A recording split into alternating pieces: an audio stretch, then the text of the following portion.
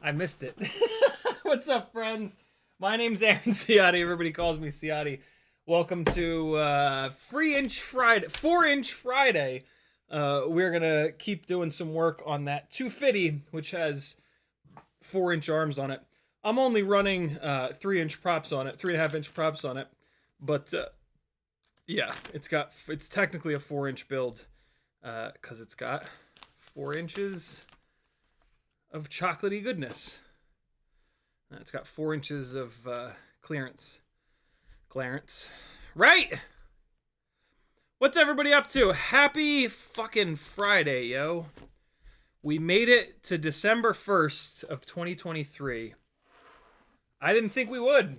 I didn't think we'd make it this far. I don't know if I didn't. I don't know if I really didn't or not. But you know, sometimes you got to just say funny things.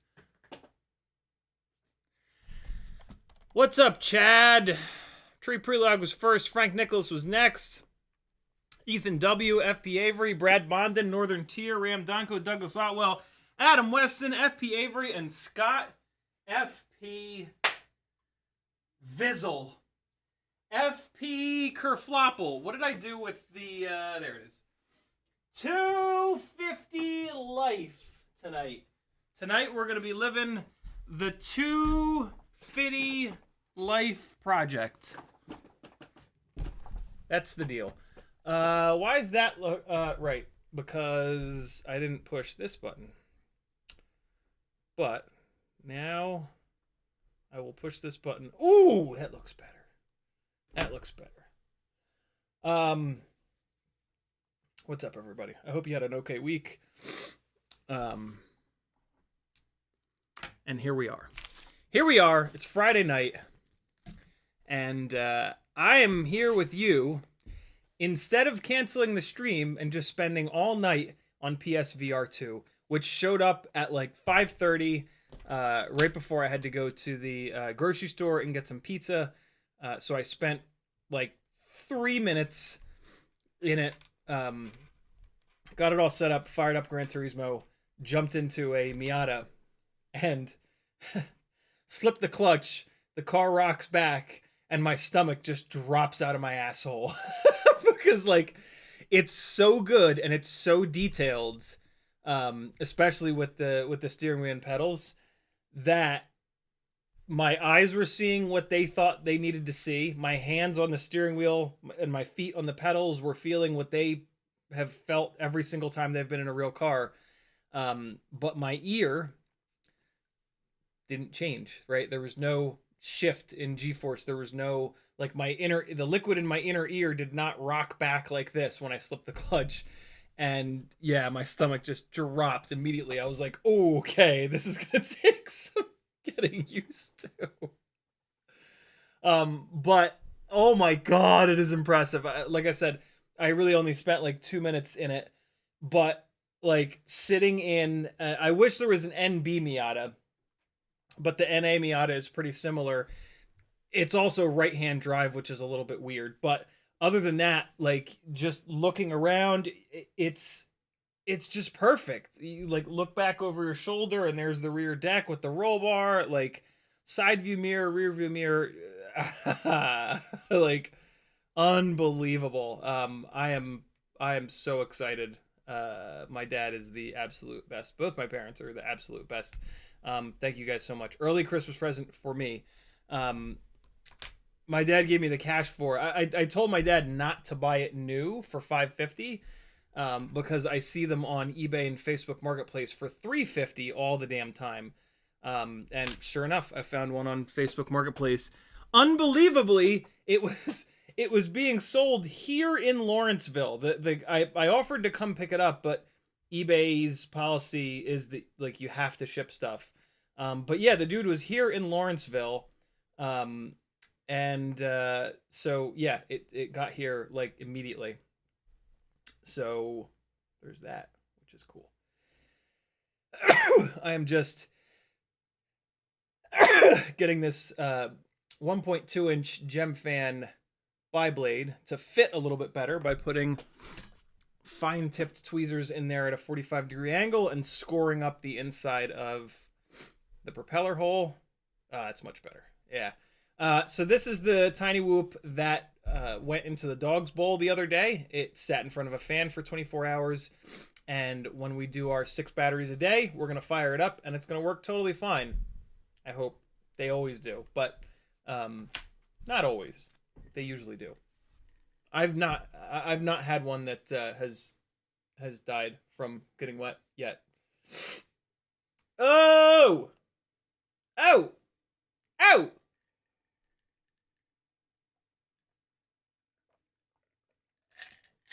This is blackberry ginger ale. It's really good. Flavored ginger ale is awesome. CMYKFB is in the house. RC Roscoe's in the house. What's up, friends?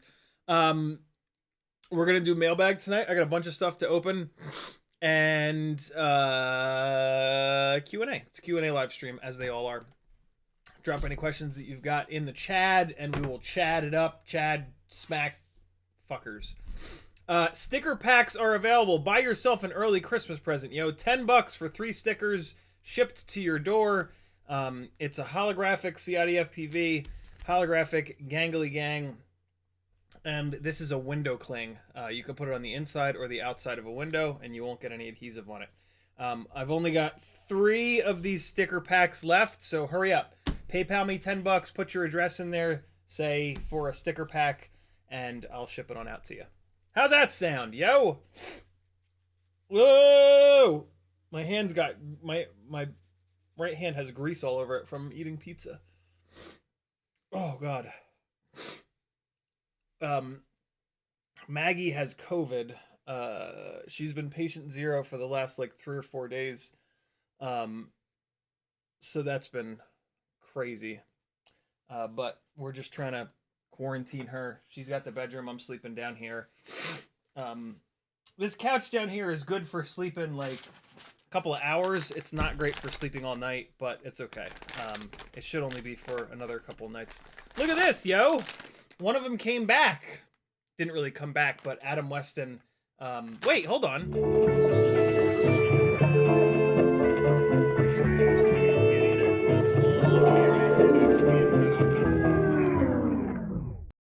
There we go. I shipped Adam Weston something in this bag, and then he shipped it right back. Kind of cool. It held up. It didn't hold up super well, but it did hold up. Everybody thinks you have to tear the top of the bag off, but you don't. You can just zipper it opened. Although I had taped it shut. I taped it shut with clear packaging tape in the same way that Adam did here. Well, it's pretty beat up, so I'm just gonna cut the top off of it. Good to see it survive the mail, though. Although, with one of the things in the mailbag tonight, I really won't need to use these for shipping ever again. Adam Weston, in the chat, sending me some goodies. Thank you, brother. What do we got here?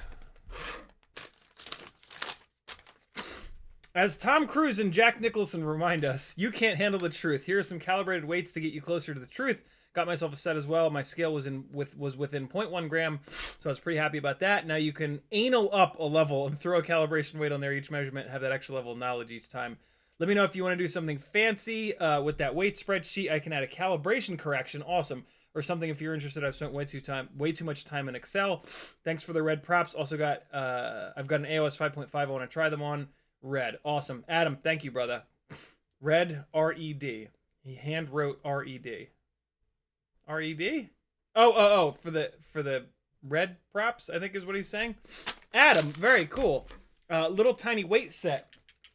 So now we've got, well, this weight set would actually make a lot more sense to share, to send around to different people that want to calibrate their scales. So yeah, the big ass weight set that my dad got me, that'll stay here. This smaller weight set, I'll make sure that it's calibrated. I'm sure that it is, but I'll make sure that this set is calibrated to that other set. And then yeah, if you want to rent this weight set out from me, let me know and I will mail it to you. We'll do it the exact same way as the stick ends, and I'll change the KCFPV says, remember when you ruined the FPV news? LOL. I do remember, and it's not a laughing matter for me. It actually, like, yeah, hurts bad. But thanks. Appreciate you bringing that up. So yeah, if you want to rent these out, let me know, and you can get your scale calibrated.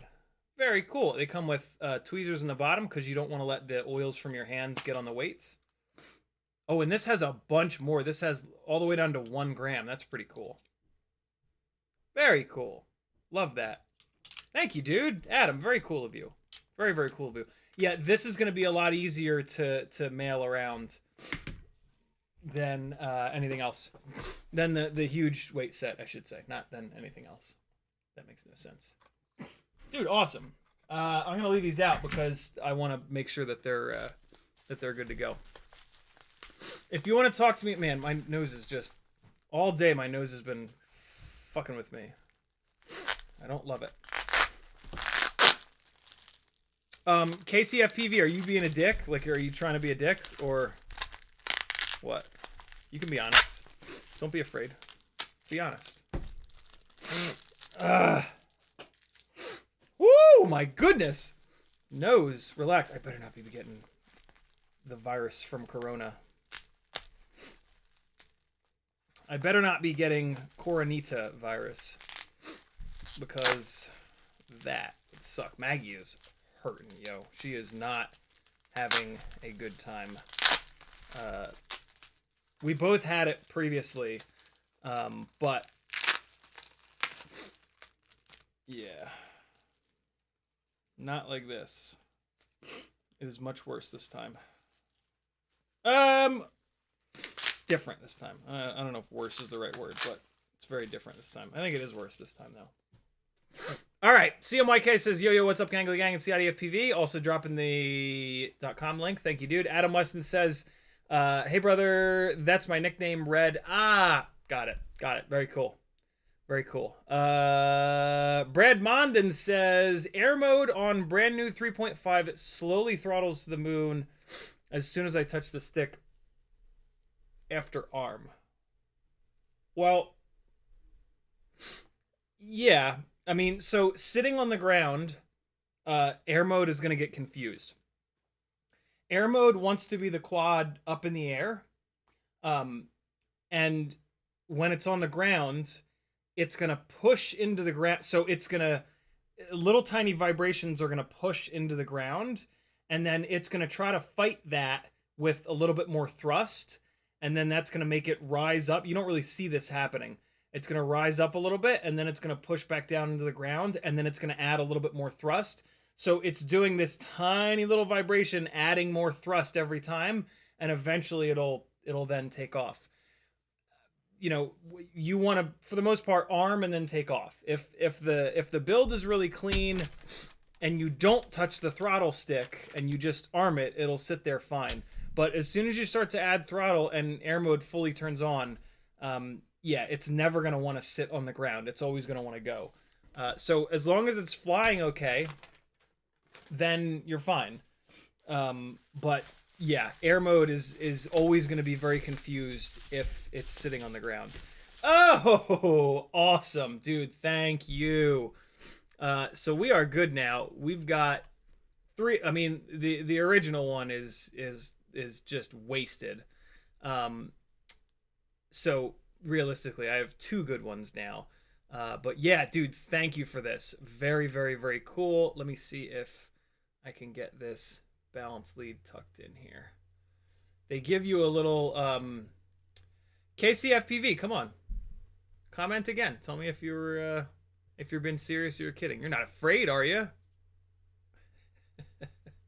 Probably not still here. He was probably being a dick, so he just came to make somebody else. Probably just came to shit on someone else because his life sucks. Oh, Christ. Yeah, there's a little spot where you can tuck the bounce lead in. Little known fact about this battery. One of the little cool things that Fat Shark did. Sweet, dude. Thank you so much for this. CMYK, thank you for yours as well. If either one of you guys ever need these back, let me know. And I will send them back to you. But I'm going to use them for now. Awesome. And this is one of the newer ones as well, with the little red light here. Much appreciated, fellas. That is very cool of you. I'm glad I went on that rant, screaming and yelling like a child. Like a petulant child. All right, here we go. Let's do the sticker mule box first, because it's absolutely gigantic.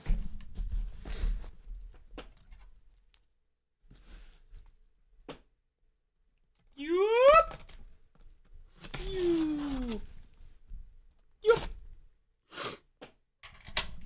Oh my God, nose, can you relax? Please, can you just take it easy? Ooh! Ooh! Ooh! Ooh!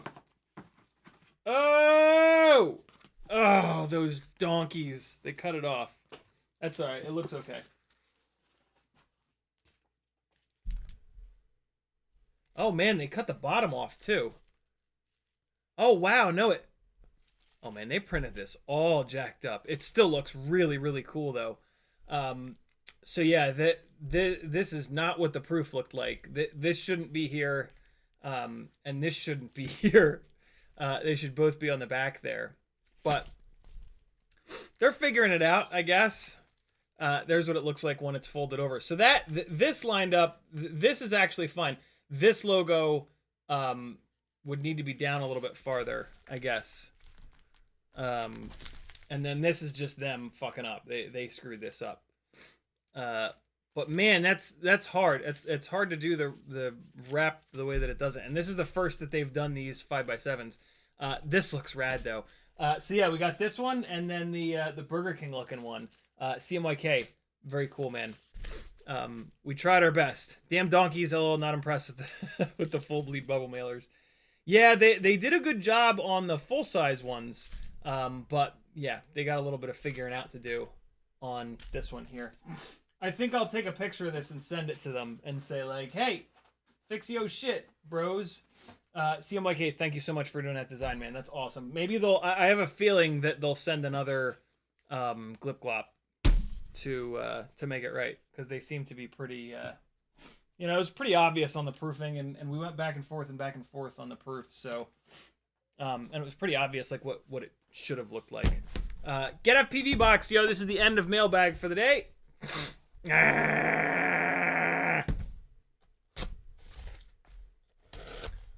Let's see what's in here. I think I know what's in here. I've kind of lost track a little bit. Brad Mondin says, do you think there's any benefit of doing air mode at a certain throttle percentage? Bradwell showed whoop and or 3.5. Personally, no. I can count on one hand how many times over the years like I've actually needed to turn air mode off. I mean, yeah, it's not a common thing that you need to turn it off. Does it happen every once in a blue moon? Yes. Are you gonna remember to do it? Probably not. And like at zero throttle, I want air mode to be on. Like, you know, I just, yeah, I don't know. I don't know. I don't think so. I think that that air mode is fine the way that it works. If you are commonly running into a problem where you need to turn air mode off, I would put it on a switch. I don't love having it on a switch because I will forget about that switch and I'll be flying around without air mode. Like, what the fuck is going on? I think best bet would be to set the momentary switch to turn air mode off. I think pulling the momentary switch to turn air mode off would be the best bet. This way, like, you're pretty much never going to do it, but it's right there and it's easy to do. Yeah, I don't know. But I want air mode on all the damn time. TBS Triumph RPSMA antennas were on super duper special, and so I snagged a couple of them. RPSMA because all of the little VRX receivers that you can buy that either go out to HDMI or out to USB for this, oh, it's not even on, but for the for when we be flying our 6 batteries a day, is our RPSMA for some strange reason. So yeah, these are on ultra clearance. I'm gonna put one up here right now, actually. And our VRX that provides TinyWhoop footage is going to have a true RC Singularity and a Triumph CP rather than the little garbage rubber ducky whip antenna that it comes with. So that is very cool. I'm excited by that. I'm going to put this one at a 90-degree angle. And then there we go. We got a little bit of diversity action going there. That's exciting. We'll throw this antenna in the goddamn river. And then, yeah, once I get another... Pyro Drone already replied back to me. They want me to get FPV. This is an order from Get FPV. Sorry, guys. They want me to take a picture of this and send them a video of what's happening. But, yeah, when they send me another one, I'll put the Triumph on it like that, and it'll be better. Hopefully. Hopefully the one that they send me actually works. This one's defective. Then we've got another Ultra Black Friday. This is my Black Friday order. Black Friday clearance deal. It's the Axis Flying 30 amp BL Heli S. Super cheap little like $26 20x20 ESC. I have this in another rig somewhere, and I think it's held up fine, I hope. Axis makes good stuff. It was really cheap. Let's give it a shot. That will go in the ESC bin. Then we've got a Happy Model ELRS F4 AIO, which I will probably need on one of these rigs that's getting super cranky lately with, you know, the one Ultimate Freestyle TinyWhoop does that weird VTX thing for the first, like, I don't know, 30 seconds that it's on. And then one of the other ones is desyncing a little bit, so there's a FET issue. But, yeah, that'll be exciting. Good to have a little backup. And that can go over there. And then the thing that I've really been waiting for, Walksnail HD Mini 1S Lite Kit. I was gonna, I almost set up tonight's stream for finishing the Freestyle HD 65mm TinyWhoop, but I figured since we just worked on that on Wednesday, that I would mix it up a little bit, and I do want to get this 2Fiddy done. Come out of there! Come out of the packaging! Eh. All right, hold on. I guess I gotta open it up on the bottom and push it out of there. Oh, wait, no. On the bottom, they give you a little pull thing. This is great. I am going to take the camera off of this. Shit. Oh, and I get another one of these little USB cords, which is pretty awesome. All right, so we're going to take this, and I'm going to take the camera off of this guy, and we're going to put it onto the VRX that I removed the heat shield from, and then the VTX that I removed the heat shield from, and then this VTX here is gonna go into the 75mm Jungle Gym bashing freestyle setup, or is it gonna go into the cinematic? I forget. But this guy, oh, look at that! They've got a set of cables pre-soldered on here with a connector. I didn't even realize that. Yeah, this is going to go into the 75mm build with the heat shield so that it stays cool for a little bit longer. Fan-effing-tastic. Walksnail Mini 1S Light Kit to the face. So this goes in here. And so all I need to do is plug this camera in, mount the camera, E6000, those little donuts on top, and screw everything together. And we should be good to go. There should be enough. Hopefully I've got screws that are long enough.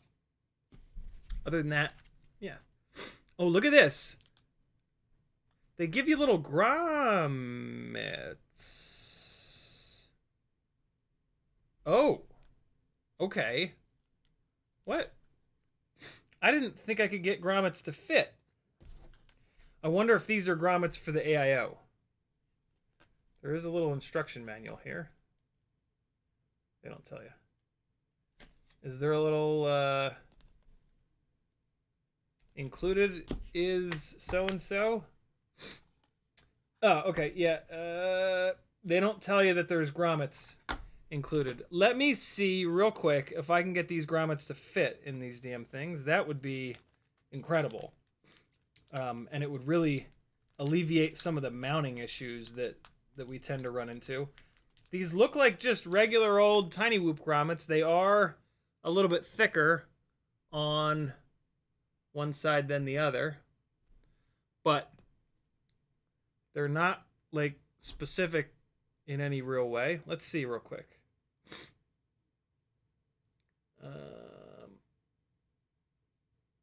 See if I can get this grommet in here. I don't think I'm going to be able to, but it's worth a quick try. Nah, this ain't going to go in here. The holes are just ever so slightly too small. Story of my life.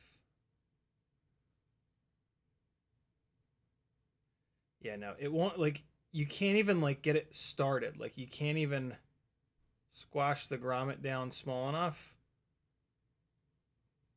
to get it started into these holes.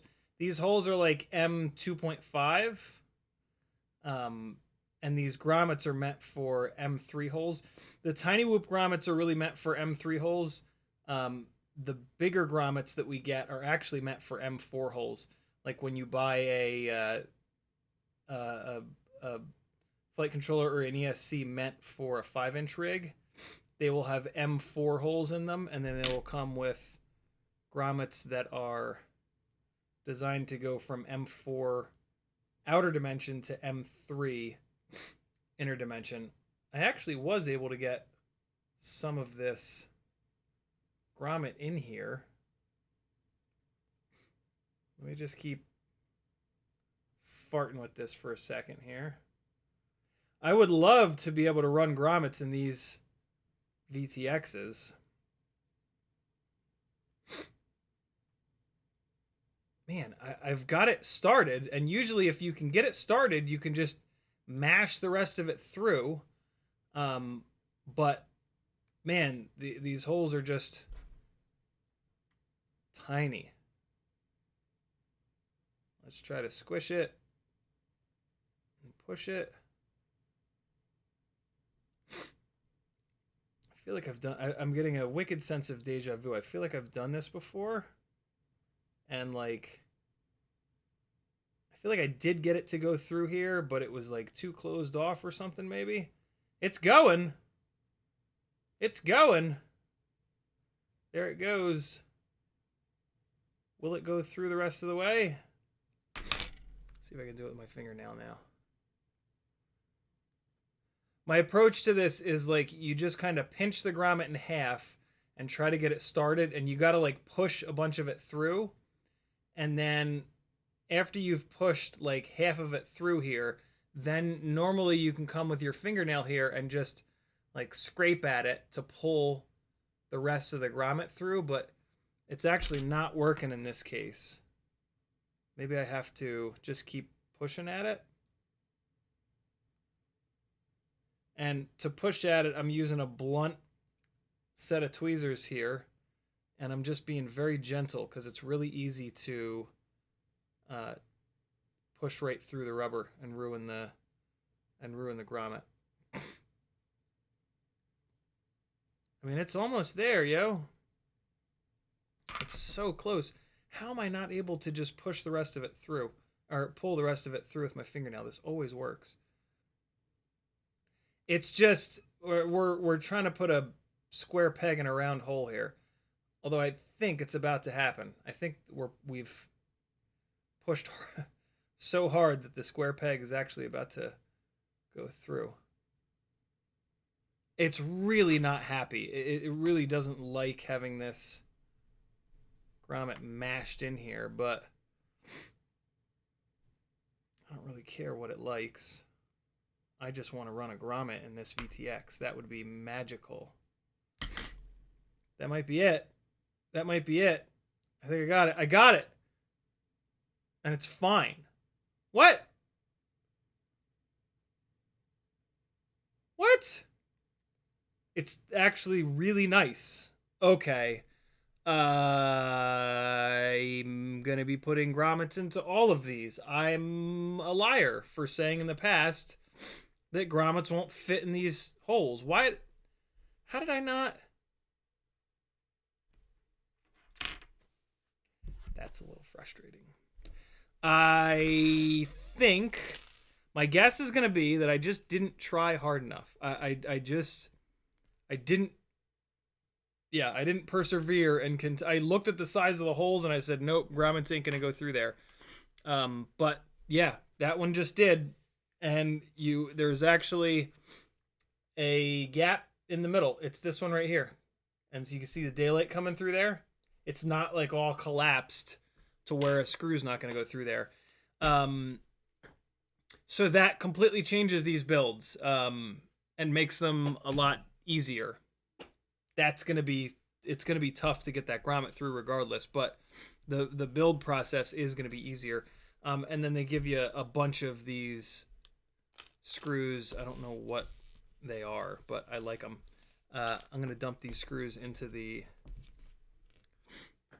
little Happy Model Cross case here, and maybe I'll use these screws. Probably not, but you never know. Might use those screws. Damn.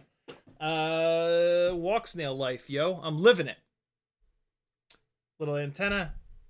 Very happy that they send a one of these USB to very specific cables with each glip glop.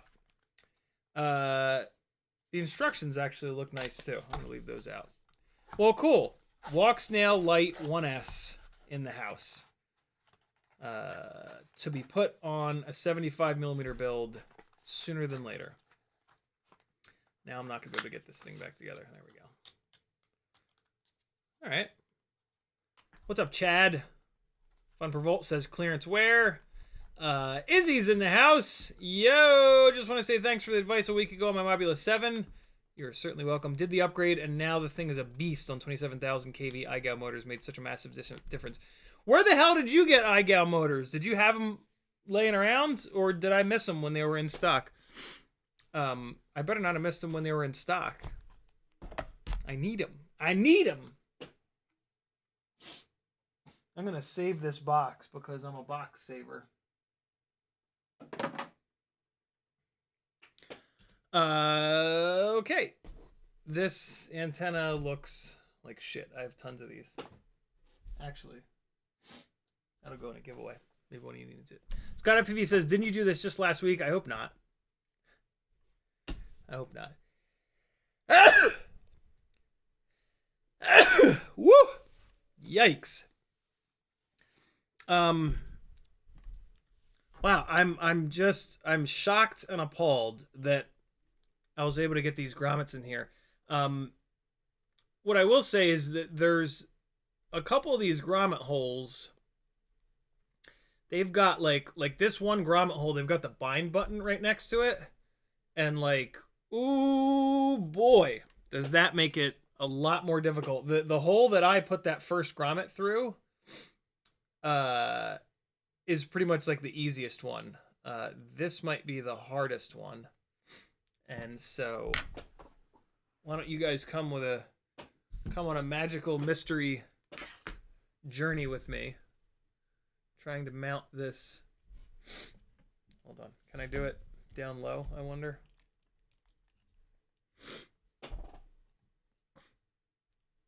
Okay. Okay, here we go. Here we go.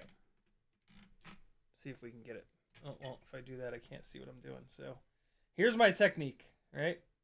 Round tipped tweezers. Got to use your left thumb to hold this thing in place. Otherwise, it'll just fall off. So you're going to just squish it and stuff it. Squish and stuff. Squish and stuff. Squish and stuff. This is it. Just keep doing this. Little at a time. And with your left thumb, you got to keep this downward pressure, or else it's going to just pop right out. So, squish and stuff.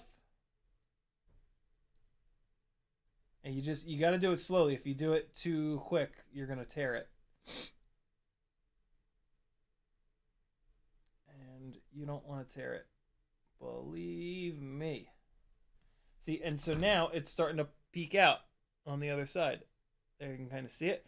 And so what I'll usually do is come in here with my fingernail and just go like this, and that'll usually pull the rest of it through. But like it doesn't, it's not really doing anything. So you got to just keep squishing and stuffing. My nose is squishing and stuffing right now. Jesus Christ. Squish it and smash it.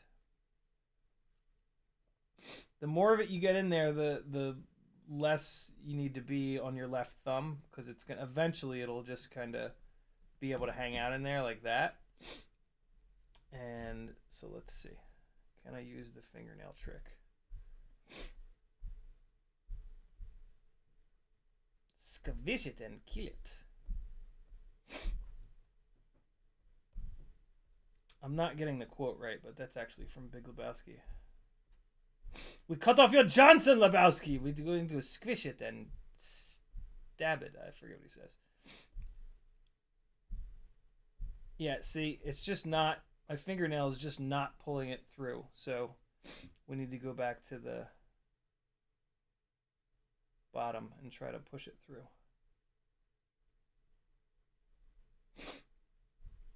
Almost there. Almost there. We're there. I think we're there. I think we're there. Yay! There's two. Look at that, yo. Holy damned. Wow. Walksnail. Good on you. For putting them grommets. And just make sure you, Meteor says, I like to just mush it through there with a ball end hex driver. That's an interesting idea.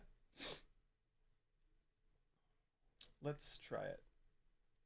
So you have to pinch it to get it started. There's just no other way. So pinch it. Yeah, hold on.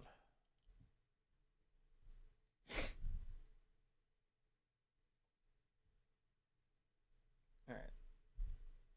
Pinch it to get it started.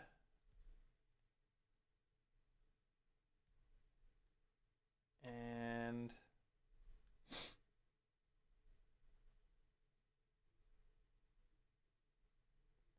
this one's fucking being a jerk. All right, well, we already did one. I'm not going to make you watch me do all of them. But look at that. I showed you how to do one. That was pretty rad. Happy days are here at last. Yeah, goddamn, that makes the Walksnail builds way better. Ugh. Hold on, let me go blow my nose. This is ridiculous. It's the last fractal build. Ricardo says, in your opinion, what's the best and worst of Walksnail? Oh, God. I don't know. Damn, you're right. I did. I put the red grommets on the cinematic one. How did I not remember that? What the hell is wrong with me? Wow. Yeah. I okay. I'm losing it, friends. I'm absolutely losing my mind. Hold on, let me blow my nose. Not that there's any reason to do this, because it's just gonna snot all up again. Ugh.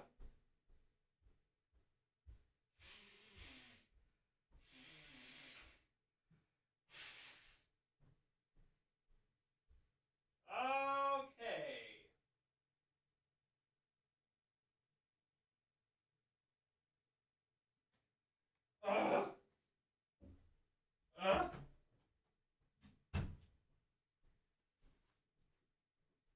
All right.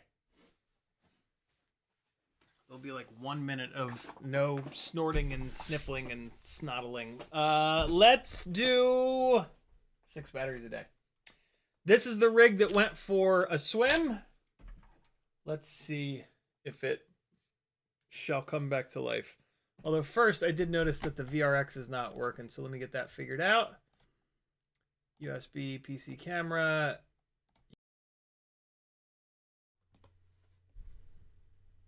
Oh, really? Webcam? You're gonna... Hold on. Hold on. Is this at least work? No, nothing's working. FaceTime display camera. Oh boy, the computer's super upset. USB. Oh, come on. Come on now. What the hell is the computer doing? I'm back, right? Somebody type in the chat that that you can see me. What is happening here? Okay. That ain't gonna work. All right, let me power cycle the camera.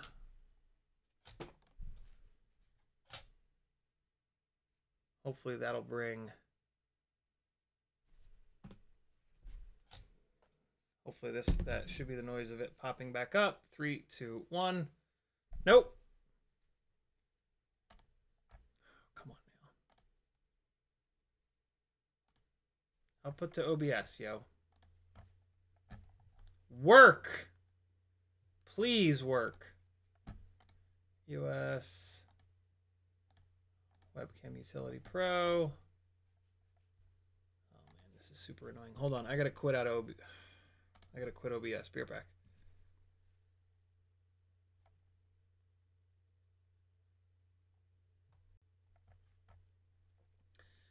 Oh, come on. Why? Why?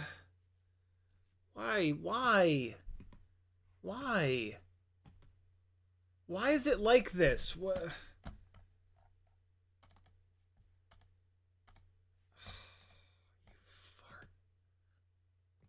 All right, well, let me troubleshoot that real quick. Let me unplug the VRX and plug it back in. All right, so that is unplugged. And now plugged back in. Okay. So let me now go to the... Oh, no, we want to go here. And VRX. USB 2.0 camera. Come on. Hey! Now we're talking. Okay, and so now I just have to figure out what the fuck Canon wants. Let's try this one more time. Come on. Please work. Be cool. Be cool. Come on. Come on. Start working. Webcam Utility Pro is working. Why are you not working? Fuck you. Come on. Please.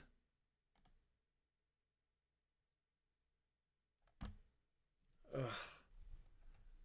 Oh my God. Why are you doing this to me? Let's quit out of Webcam Utility. Relaunch it. I'm probably going to have to quit out of OBS again, but let's just try. Power this back on. Come on. You can do it. You can do it. Come on. Just do it. Just work. Please. Ah! Happy days at last. All right. Cool. This is the rig that took... I forgot to charge batteries. What an idiot. All right. We're not doing 6 batteries yet. We're going to work on the 2Fiddy, and then we're going to do our 6 batteries. I'm going to put this charger up to 0.9 amps and put 1, 2, 3, 4, 5, 6 batteries on here. And then charge, you little bastard. All right, cool. So let's get that going. That's all set. Those are all charging. That's good. This will wait another minute or 10. Ooh.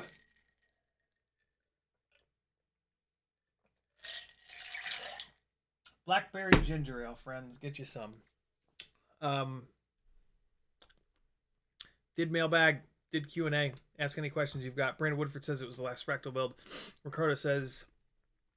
Okay. Ricardo says, in your opinion, what's the best and worst of Walksnail? Quad City Barrier with a $5 super chat. Do you think TinyWhoops will be regulated in the future? Fuck no. There's just... No. You can't regulate indoors. If flying outside, yeah, they will be they already are. But yeah, the FAA can't possibly come indoors. It just no way. But anything that flies outside, yeah, is falls under the sub 250 rules. So technically they are regulated at the moment.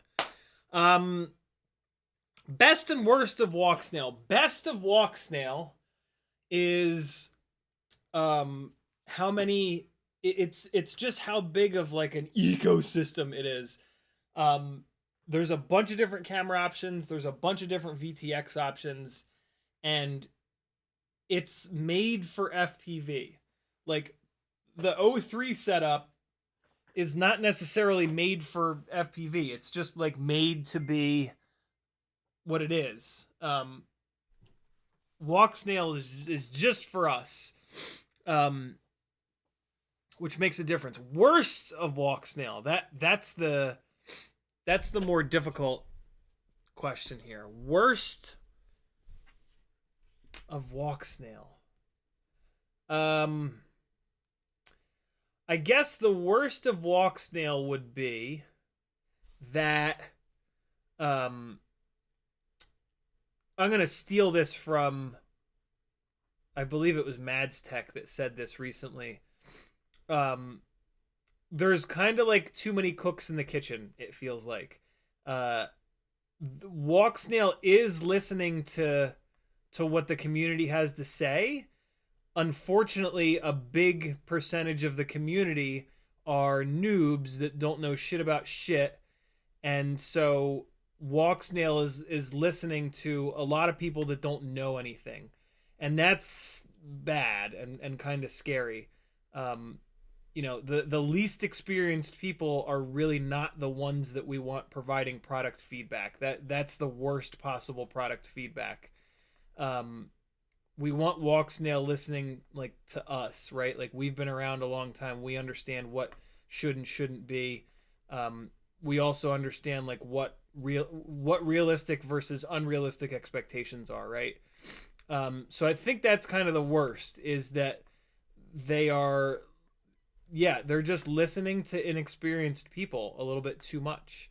You know, their Facebook group is very active, and they seem to really be reading through the posts on their Facebook group, and there are some good posts, I'm sure, but the majority of the posts are going to be garbage because the majority of the people are, yeah, like I said, super inexperienced.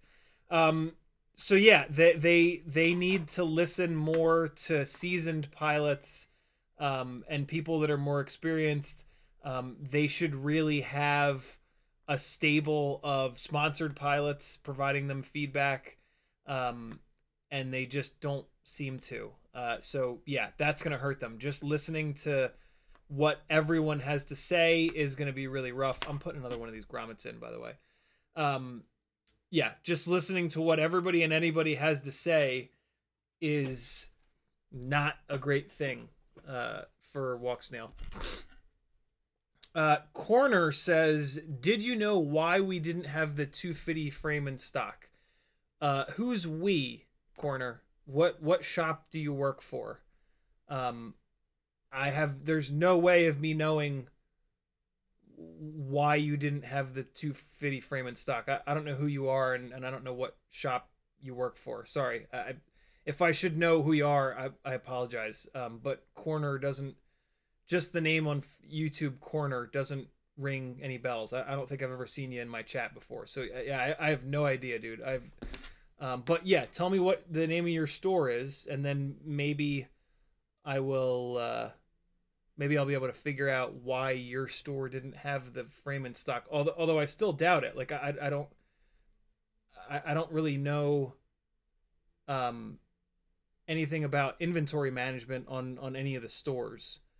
You know what I mean? Like even if like Bob Rugi messaged me and said, do you know why I didn't have the 2Fiddy and frame in stock? I'd be like, I have no idea, Bob. We've been friends for years, but I have no idea how you run your web store.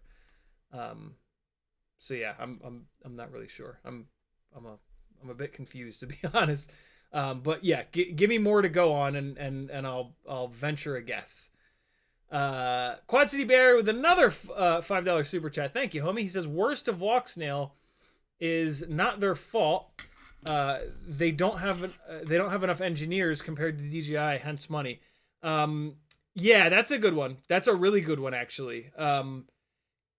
Yeah, there's no real solution to that, right? Like the solution would be for them to get rich and become DJI, which is, it's just not going to happen. Like DJI has the benefit of selling photography drones in Best Buy.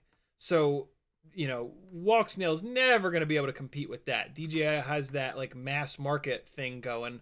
And Walksnail never will. So yeah, they'll never have as many engineers, but their engineers will also never have to balance having such a wide variety of products. So that's a good thing. You know what I mean? Like, even though they don't have as many engineers, in theory, the Walksnail system probably has had a similar amount of R&D time put at it, right? Just because DJI has, let's say, 100 engineers. I don't know how many they actually have, but let's say they have 100 engineers. A bunch of those engineers are going to have to work on photography drones and all that stuff. So, yeah, I'd be willing to bet that the team that worked on the O3 system is not much bigger than how many people Walksnail has. DJI, I got all 4 grommets in, yo. DJI also has the benefit of capital, right? They can throw as much money at the issue as they want. So yeah, that's another thing that Walksnail will lack behind a little bit on, unfortunately. But hey, they're doing an incredible job, and I'm just super blown away with how good the Walksnail system is. I really am. It's we're lucky to have it. Very, very lucky. Hockey Rounds with a $2 super chat. Thank you, homie. Hey, there's Corner. Corner says, sorry, we as a community, so I can't find one on Ummagawd shop for a long time. Oh, okay. I didn't even realize that. Let's Google search 2Fiddy frame. So it looks like Race Day Quads might have it. Yep, Race Day Quads has it with the 4-inch arms. This is the one that you want. The 5-inch arms are too big, unless you're doing like a long-range rig. But yeah, this is the one you want. $60 on Race Day Quads. They're the only ones that have it. I'm shocked that Tommy sold out of it. That's weird. Yeah, out of stock. Camera plates are in stock. My guess as to why it's out of stock is this. I'll bet you that a bunch of them sold when the O3 system came out and when Tommy made these camera plates for the O3. So if you give it some time, it'll probably come back in stock. I can't guarantee that, but yeah. Let me do this. I haven't messaged Tommy in a while, so let me shoot him a quick message and say, yo, happy holidays. My people are asking for the 2Fiddy. Any idea when it'll be back in? Tommy, Bahia. Yo, bro. Happy holidays. Hope all is awesome. My chat is asking when the 2Fiddy will be back in stock. I've been working on mine lately on the streams, so people are all into it again. Oh, I hate my nose, and I'd like to cut it off my face. Corner with 5 chuffs. Thank you for the chuffs, my friend. Very cool of you. I will let you know when Tommy gets back to me. It'll probably be on a future live stream that I remember to mention it, so you'll just have to watch. Or he'll get back to me right now. He says, LOL sick, and expecting it any day now. There you go. Awesome. Love it. Streaming right now, actually. Any exclusive, what's it called when you, leaks? Any exclusive stuff you want me to leak? LOL. What service? CiottiFPV says. Yeah, right? Tommy just be waiting around for me to message him. Okay, what is this? This is for the walkest of snails. He says, LOL, not yet. He says, I'm working on something insane. That's pretty cool. Quad City Bear with a $2 super chat. He says, curious, 1 watt analog versus 1 watt digital, are they equal? They certainly don't seem to be. When I run old school DJI on 500 milliwatts, and then I run analog on 500 milliwatts, it does seem like digital goes farther, but digital does such a good job at like reconstructing some sort of an image from whatever it's getting, yeah,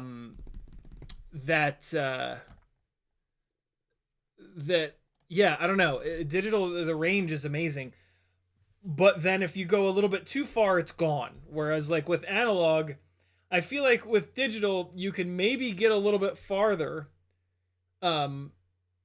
where it's still flyable, but then it goes away completely and it black screens and you're doomed. Analog, I feel like you can't quite go as far, but when it starts to break up super bad, you just hammer the throttle and get up above whatever's blocking the signal, and now you're going to get all your signal back. Whereas with digital, you're black screened and you can hammer the throttle all the hell you want. That's just going to make your quad go even farther away to try to find it because you're blind. So yeah, I would like to do a test though. I've never like specifically tested it. That's just like what it seems, and it could. What I'll bet you is happening is that when the signal starts to get bad, analog starts to look like crap. Digital still kind of looks okay, so it's like, oh, digital's doing better. And then when it gets really bad, analog is like you can't see anything, and it's like, okay, we're done. Digital, you can maybe still kind of see something, but then like a split second later, digital is gonna lock up. So it's kind of tough. Anybody else? Has anybody done like 500 milliwatts versus 500 milliwatts? It's also hard because like you got to have fresh antennas on both of them. You got to have similar antennas on each set of goggles. There's so many variables there, but yeah. Tommy says, I'm working on something insane, but it's so insane that I don't think I'm going to pull it off, so I need to wait. But I'll tell you, I don't think I'm supposed to tell you guys this, but you can, I'll read it and then I'll make a face.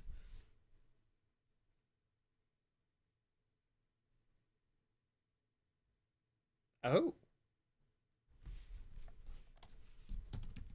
Okay.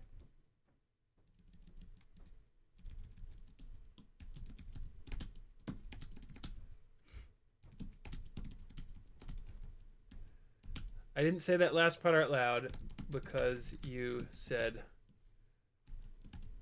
I'll tell you. All right, cool. So I didn't let it slip, but you guys got to see my reaction to it. That's my reaction. He actually told me two things. One of the things, I'm like, the other thing, I'm like, ooh. Ha! If you ever do a proto run on the 65s in an even higher KB, definitely let me know. Love 4500-ish KB.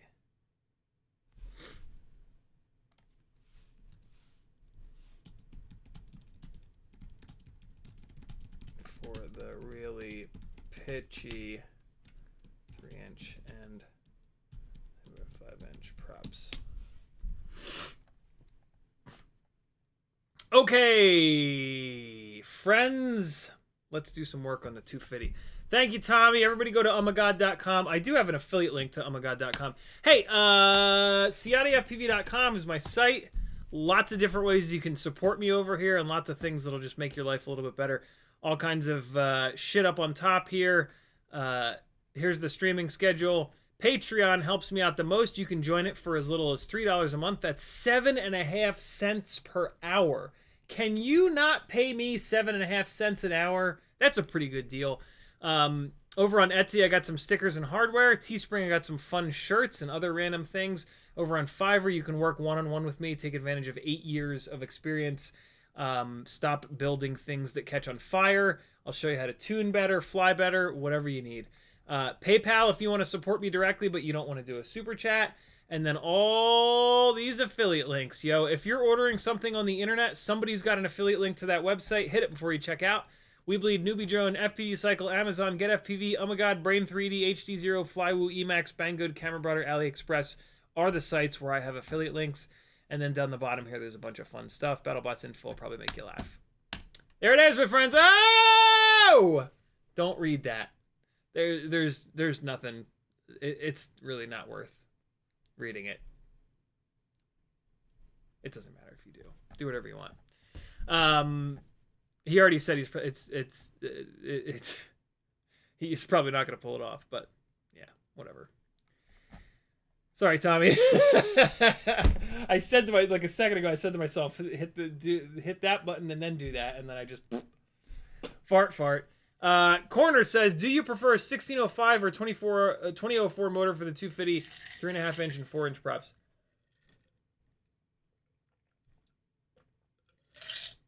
I haven't run the 1605s yet, so I can't really speak to that. But here's what I'll tell you. 2004, 20 millimeters wide, 4 millimeters tall. 4 millimeters, 8 millimeters, 12 millimeters, 16 millimeters, 20 millimeters. 5:1 is the ratio of height to width on a 2004. 4 millimeters tall, 20 wide. 4, 8, 12, 16, 20, right? 5:1. 5 wide for every 1 tall. 1605, 5, 10, 15. 3:1 width to height. The wider a motor is, the more of the airflow is going to hit the motor and cool it down. So a 2004 motor is more of a cinematic motor because with cinematic rigs, we're running a smaller motor to lift a heavier camera. Versus freestyle rigs, the 1605 is going to be like a better size for. So you look at like a 2306. So up in the 5-inch world, right, we got 2207s and 2306s. Those are roundly regarded as the best motor sizes. 2306, 6, 12, 18, 24. 24 versus 23, it's basically 4:1. 2306 is 4:1. 2207, 7, 14, 21, 3:1. Those are freestyle motors, right? That's what we put on 5-inch freestyle rigs. So the best freestyle motor sizes we've ever found for 5-inch propellers, But just in general, let's say for freestyle rigs are 4-to-1 and 3-to-1 width to height. There are no good freestyle motors that are 5-to-1. That world is really for a cinematic rig. So that's going to be the main difference between a 1605 and a 2004 is that, again, the 2004 is going to stay cooler, but it's going to be a little bit heavier. So here's the negative. You would the next question on my mind might be, well, why the hell wouldn't we just make all of our motors 5-to-1? Because I want my motors to stay cool all the time. Well, it's because the width of the motor, when you increase the width of the motor, it doesn't make as much power as if you increase the height of the motor. And let me be a little bit more specific. If you increase the width of the motor in a way that adds 5 grams of weight, and then you increase the height of another motor in a way that adds 5 grams of weight, the motor that you made taller is going to make more power and be more efficient. Yes, it's also going to be more efficient, but it's going to run hotter. And when the motors start to heat up, they become less efficient. So there's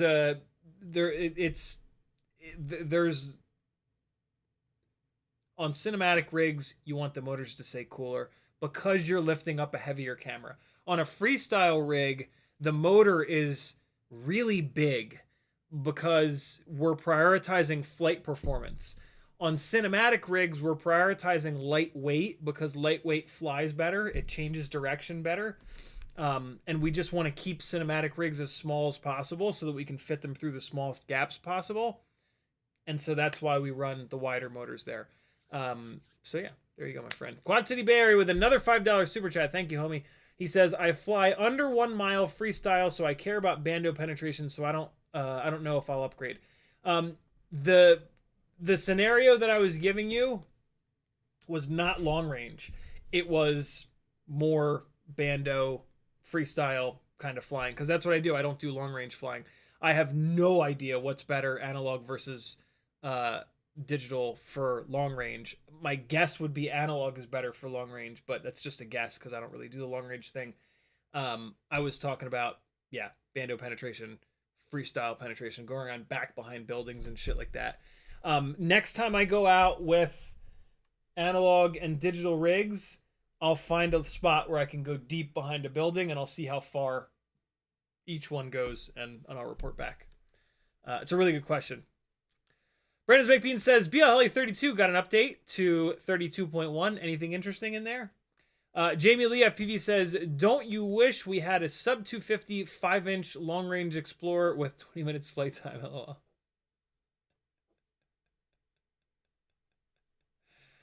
I told you not to do it. I told you not to, you bastard.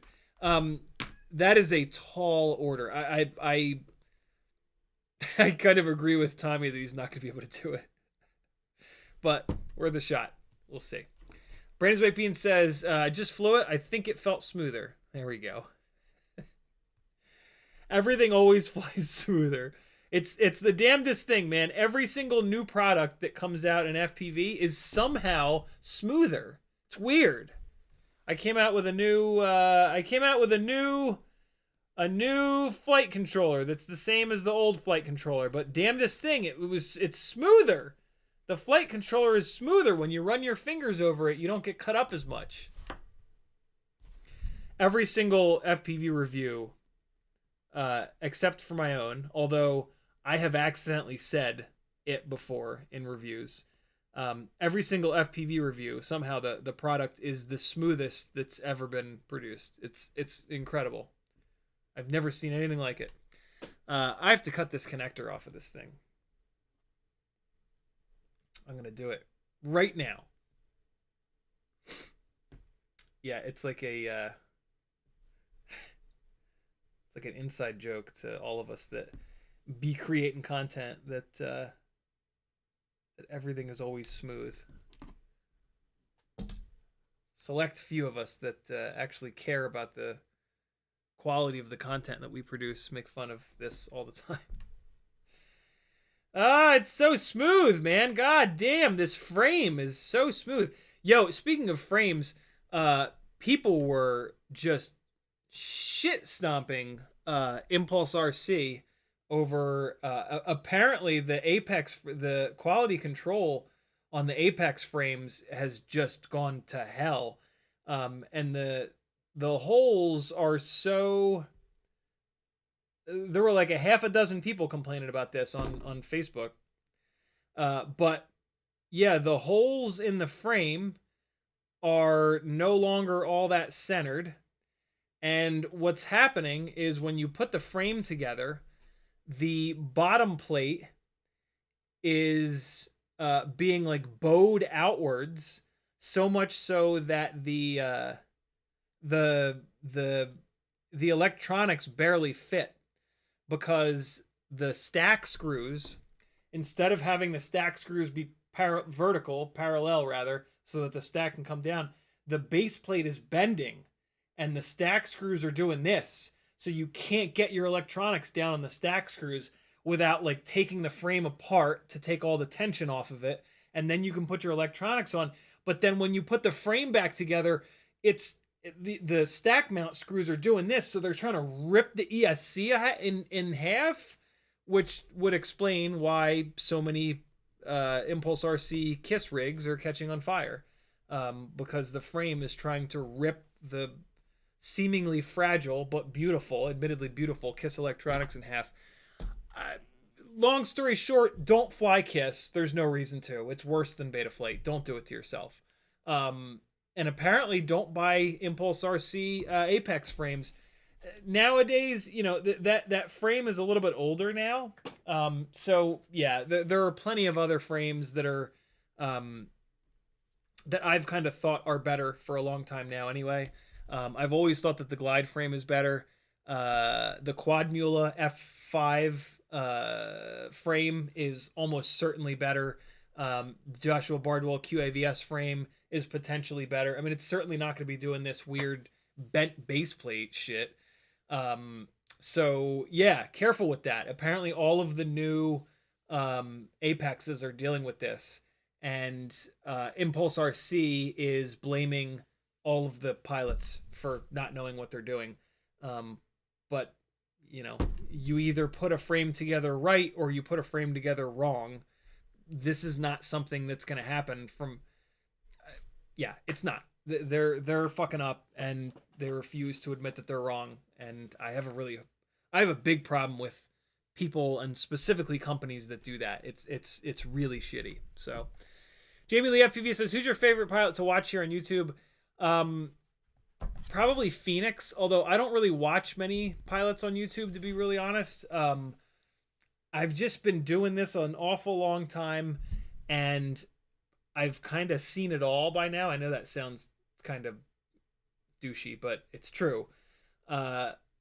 Also, like, most people that are on YouTube are just doing trippy spins all over the place, and I think trippy spins are the ugliest looking camera move that we've ever come up with. So, you know, even if there is somebody new, I'll watch them for 15 seconds, and then they'll start doing a trippy spin, and I'll just turn it off because it's just obnoxious and it's just stupid. So, yeah, I don't.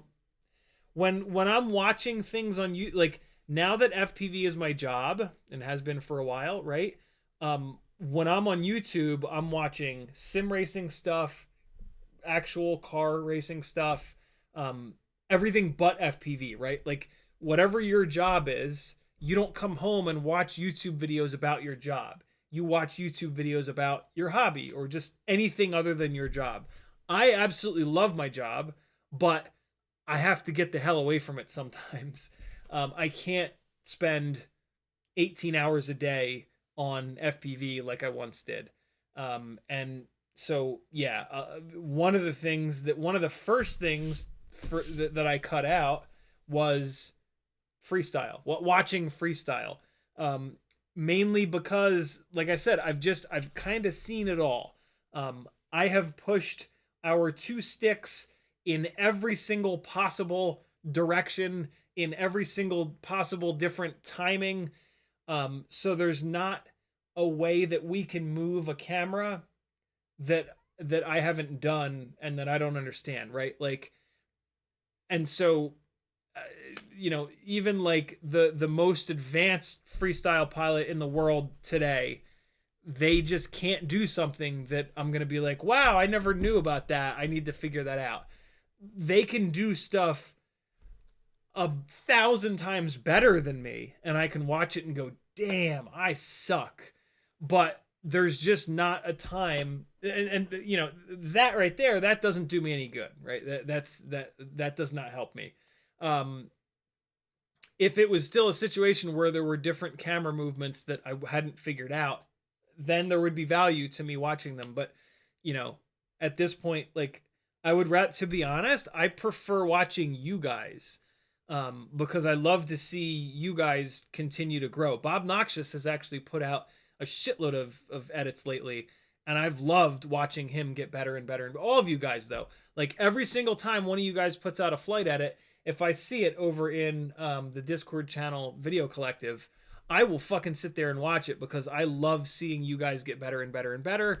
And maybe there's something I can help you out with. Although, for the most part, I don't give unsolicited advice. You know, if you post an edit and you type in there, like, let me know what you think, feedback is appreciated, then maybe I'll give you something. But I don't offer unsolicited advice, because I don't want people to offer me unsolicited advice. We got a battery done. 2 batteries are done. Let's fly our 6 batteries a day. Quad City Bear, but first, Quad City Bay Area with a $5 super chat. He says, I bought a Mobula 8 Walksnail and broke MF, put guts in Meteor 75, all good, LOL. Bought a Mobula 8 Walksnail, broke, I guess MF is motherfucking frame. Put guts into a Meteor 75, all good. Yeah, that's a good idea. 75 makes a lot more sense to me than 85. 6 batteries a day, hopefully. Yeah, the other batteries are at 4.35, so they'll finish up while we're in the air. Here you go. Can TinyWhoops take a bath in a dog bowl and just magically come back to life if you put a fan in front of him for 24 hours? Let's see. This is a gold marker battery. This will be a good one.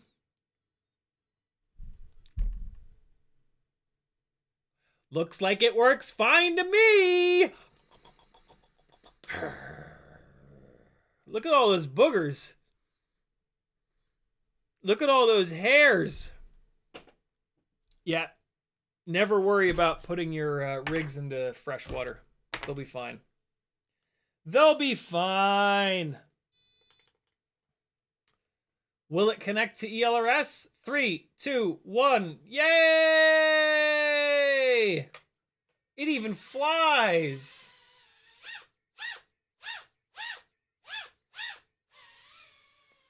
Why is it blinking and shit like that? Does it always do that? I'm flying through OBS right now.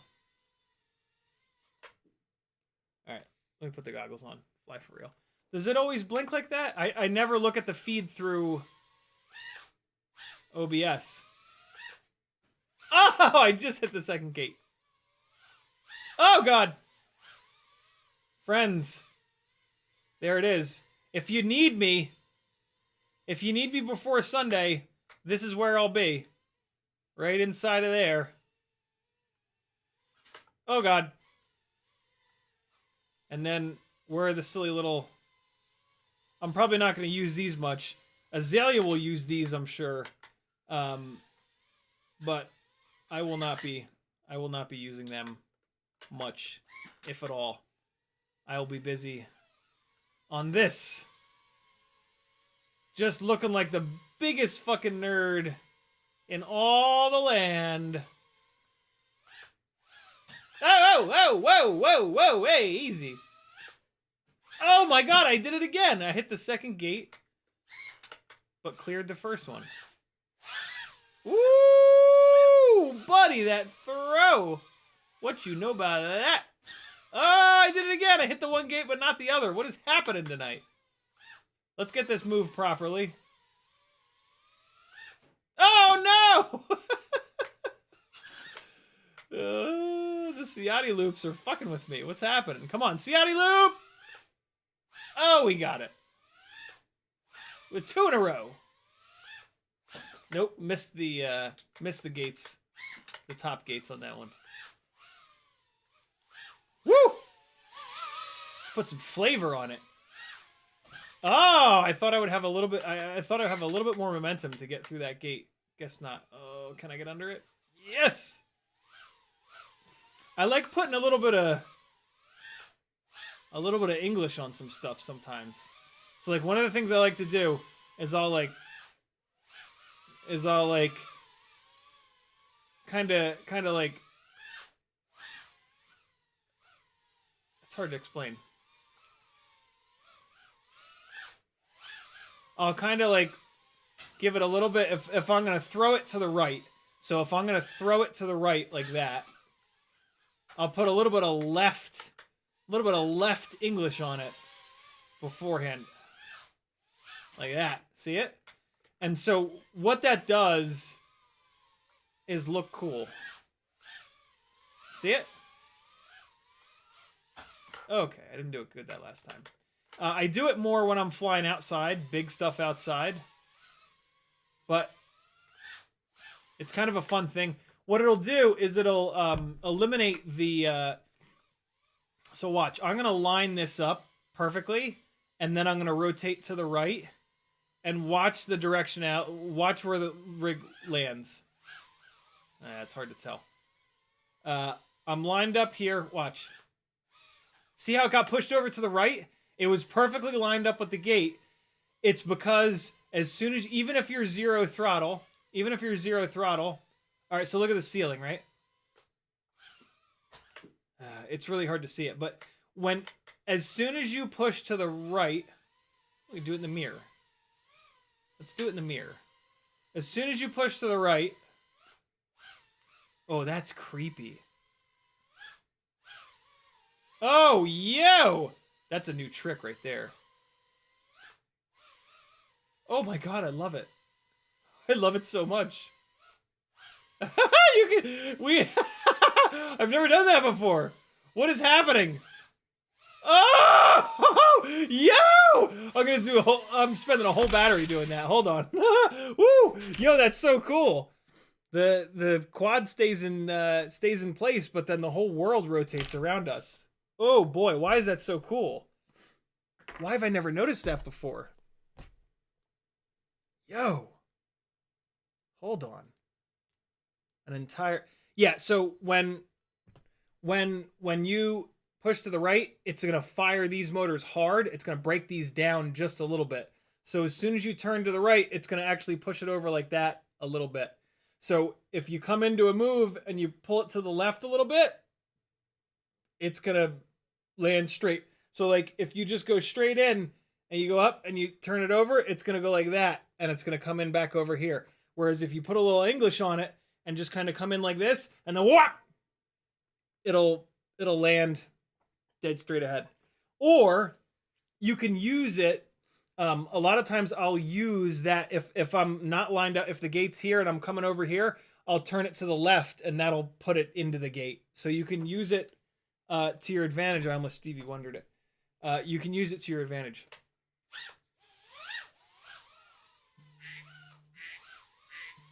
Come on now. Let's see if I can do this. I'm going to take the goggles off. I'm going to turn my phone over. I'm going to stop the alarm on my phone. I'm going to put the goggles back on. Woo! Here we go.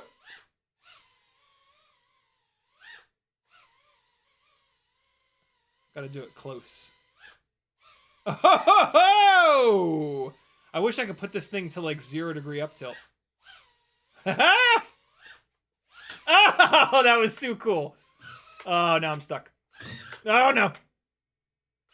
No. Oh, we got out.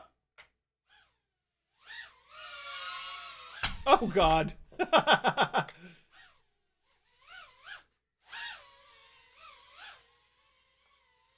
It won't work as well, but we got to do it. We got to at least do it. Ready?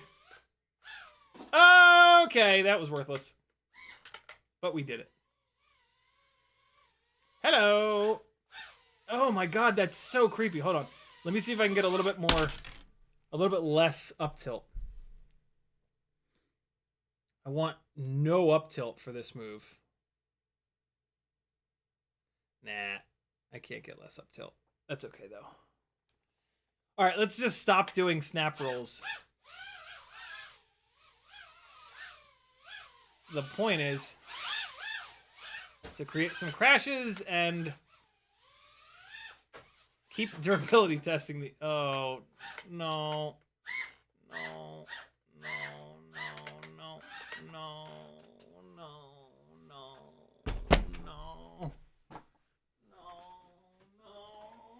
No.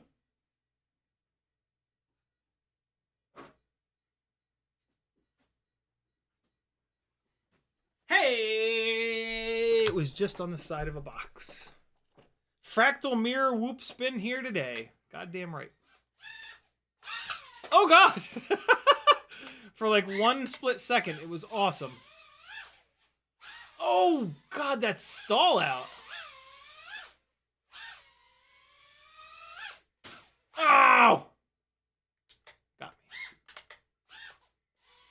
Oh god, that coffee table came out of nowhere.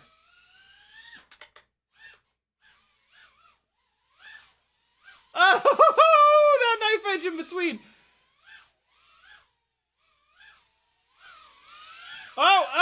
Oh my god. Oh my god. Oh, all is lost. Oh no, no, no, no. Okay.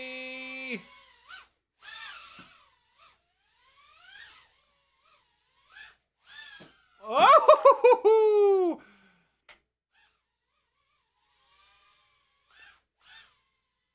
What in the world? Dong! Hey, those are my feet. 3.4. Didn't put many crashes into this Meteor 65 airframe, but that's probably a good thing because it's weak and it's gonna break soon. It survived today though. Not many crashes. Crazy mirror flips and rolls. Fun couple of batteries there. Nothing wrong with that. All right, now we're gonna go to... Hey, all the rest of the batteries are done charging. You better be doing your 6 batteries, friends. Come on now. 6 a day, every day. Do it. It's a half an hour of your life, and you'll be so much better of a pilot before you know it. And you'll have even more fun because flying good is funning good. You heard me. Did I stutter? Next up, we've got the 32,000 kV TinyWhoop powered 0702 Cockroach 65 framed Ultimate Freestyle TinyWhoop. And this is the one with the angry VTX for the first 5 seconds. Come on, little guy. Here it is. Now it's fine. Magical.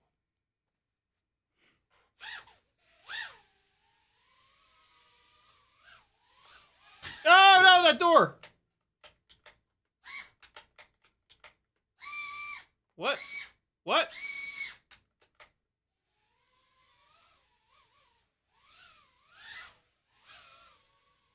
Let's get tasty. Big tasty time. Here. What the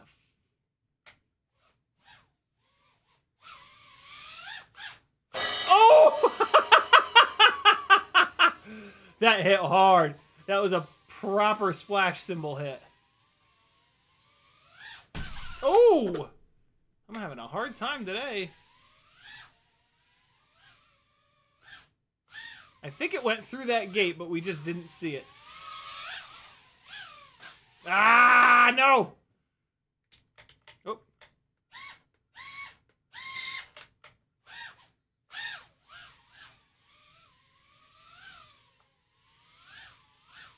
Big tasty coming at you, motherfuckers. Oh, no! I thought it would go through, but instead it hit the thing. I gotta put my Christmas tree up down here. This is my white Christmas tree in this box here. It says, yeah, Christmas tree white. There it is. Oh! That was terrific. Nope. Oh, boy.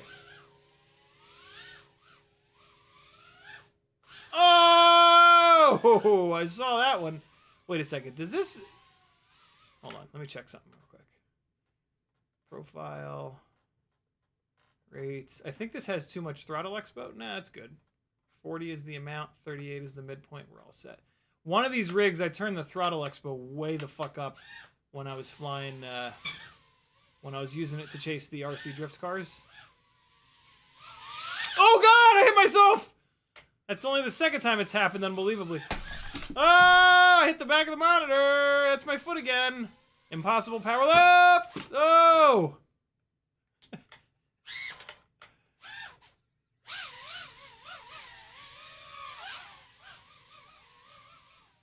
Call it the impossible power loop for good reason.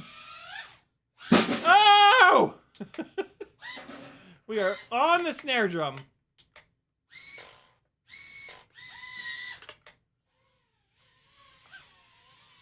Impossible power loop! Oh god, why me? Where are you, little guy? Sitting on my phone. I feel like the battery's sagging like crazy. I still got a little bit left. Impossible! Shit! How did it hit the snare drum? That was weird.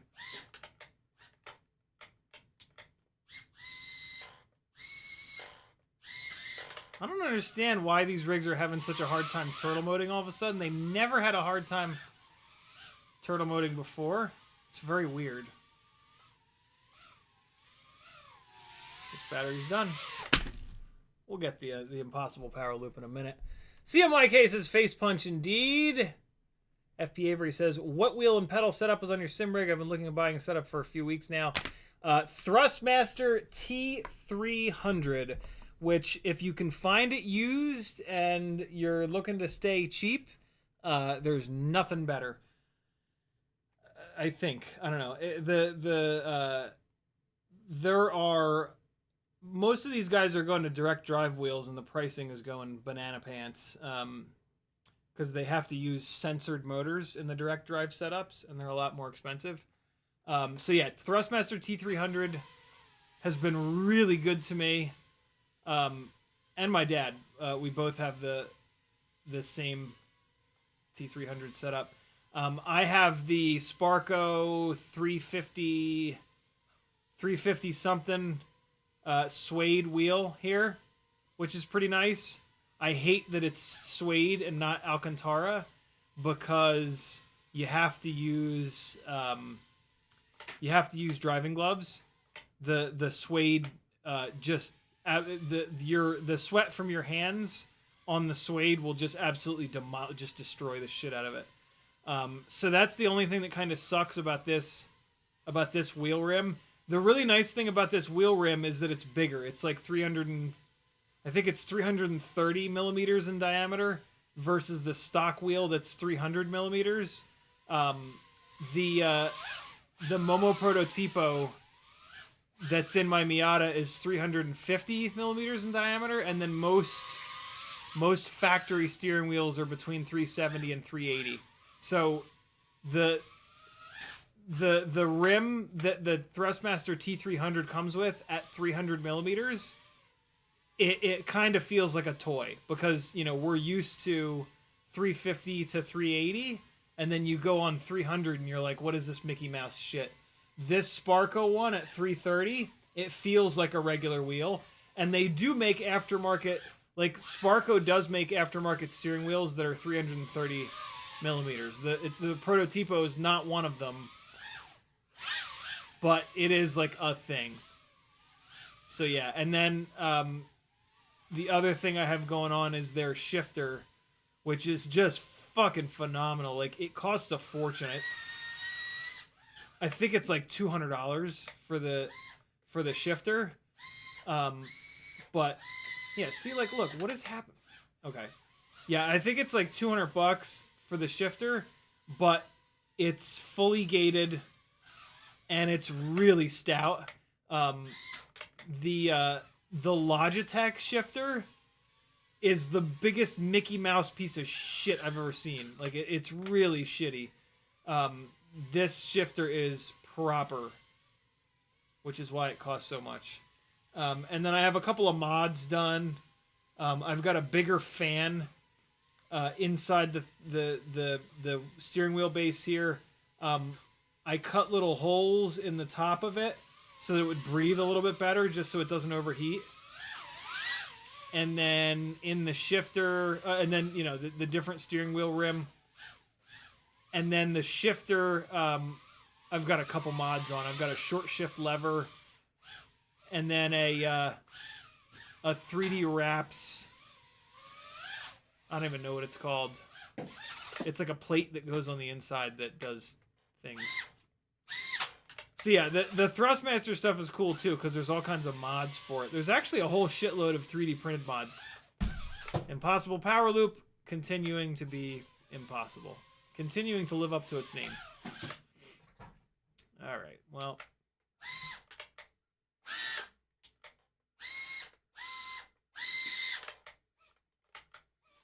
Come on, fuckhead. Thump. Alright, good to go.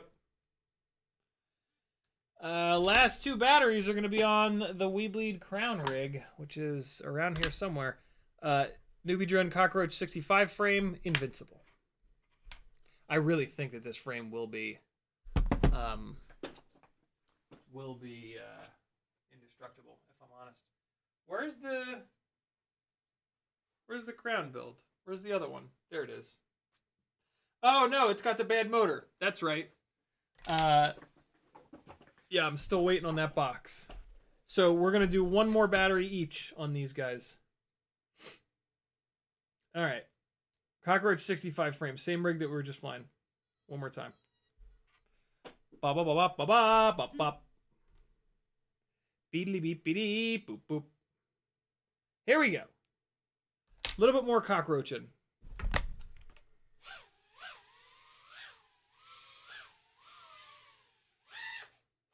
Oh, and then the seat is the Play Seat Challenge. Play Seat is the name of the company. Challenge is the name of the seat. It folds up. See, it's like a big X. That's because it folds up. This part, the shoulder and head part, fold forward and sit against the front of the wheel. And then the pedals fold up. See the little hinge here? There's a little hinge there. The pedals fold up, and the whole thing sits pretty flat. And you could stack it up against the wall. I think it looks... I have a really nice space here for the rig, and I think the rig looks a lot cooler sitting here not folded up. But if I ever need to, I can fold the rig up, and that's really nice. Sim rigs are a bitch, man. Like, they take up an awful lot of space. And like I always want it to be as easily set upable as possible. Otherwise I just won't use the damn thing.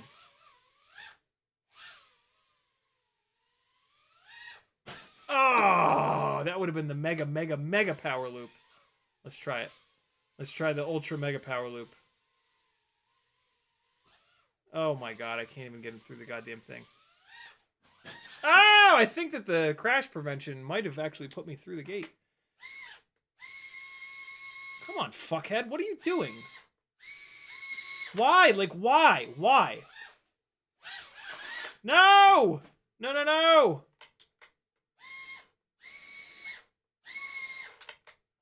Yeah, that ain't recoverable. No. No way. No way. I got it out of there. Oh my god. Stop it. What is happening?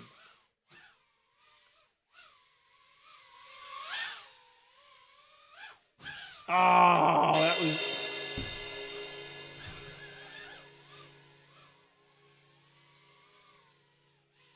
That was a big ask, but...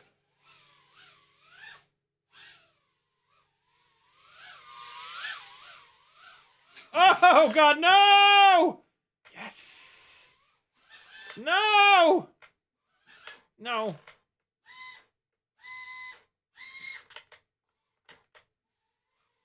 Get out of there. Hell yeah. Oh, it's in my hair. And it's stuck in my hair.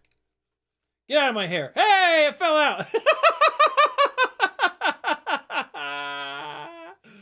I'll show you what my head looks like in a minute. Hold on. See, like, look, why? Why won't it? And then all of a sudden, why will it?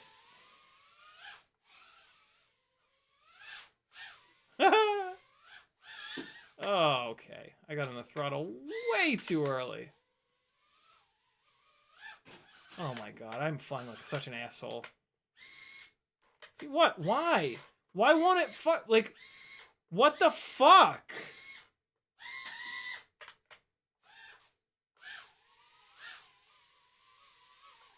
Oh, shit.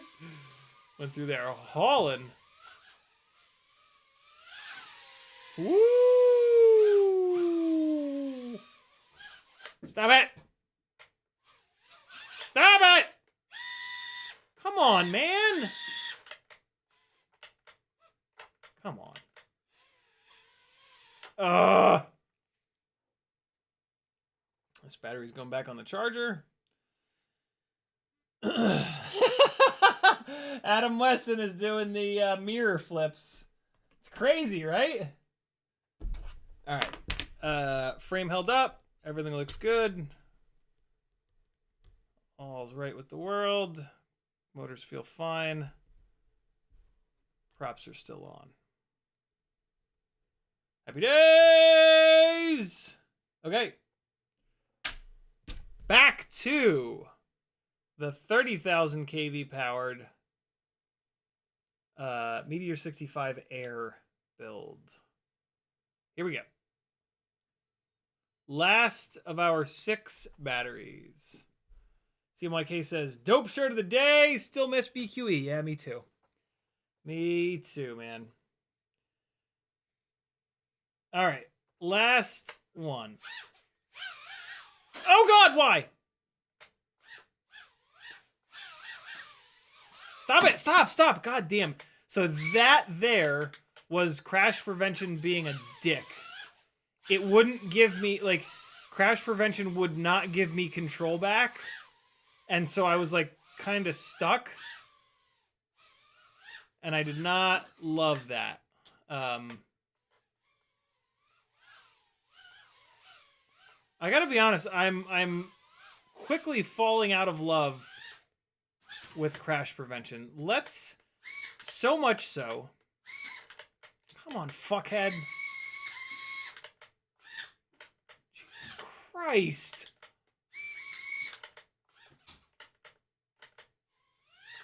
Ah!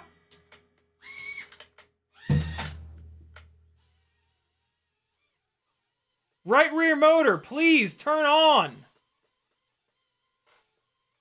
Come on, man. Jesus Christ. What is this fucking thing doing? Uh-oh. Uh-oh. Right rear motor is dead. Oh, it just doesn't have a propeller on it. That'll do it every time. It was trying as hard as it could. But unfortunately, the motor shaft was just not spinning enough. Ah! Yikes. I'm going to turn crash prevention off right now. Man, that prop fits on there pretty good. I'm actually kind of surprised that it was all jacked up. Did you also tweak the yaw spin prevention threshold? Maybe? Yeah, I don't know. I don't think so. But maybe. Okay. Let's plug in. We'll take a look at yaw in the CLI. Connect CLI. We're going to type get crash. And then one of these options is going to be crash recovery. It's not crash prevention. It's crash recovery. So get crash _ recovery. Enter. These are all of the crash recovery options. recovery angle, recovery rate, and then crash recovery on or off. So the default value for crash recovery is off. The default value for the rate is 100. I've got it cranked up to 200. Crash recovery angle, allowed range is 5 to 30, and I'm at 10. I don't know if I ever changed this angle. I'm not really even sure what it means, but that's okay, because I'm going to try turning this off. So we're going to type set space, and then I'm going to paste that, but I'm going to change it from on to off. Hit return, and now it says crash recovery set to off. Now I'm going to do get yaw and yaw spin prevention, yaw spin recovery. I'm going to do I'm going to try get yaw spin open-ended like that. Okay, cool. So this now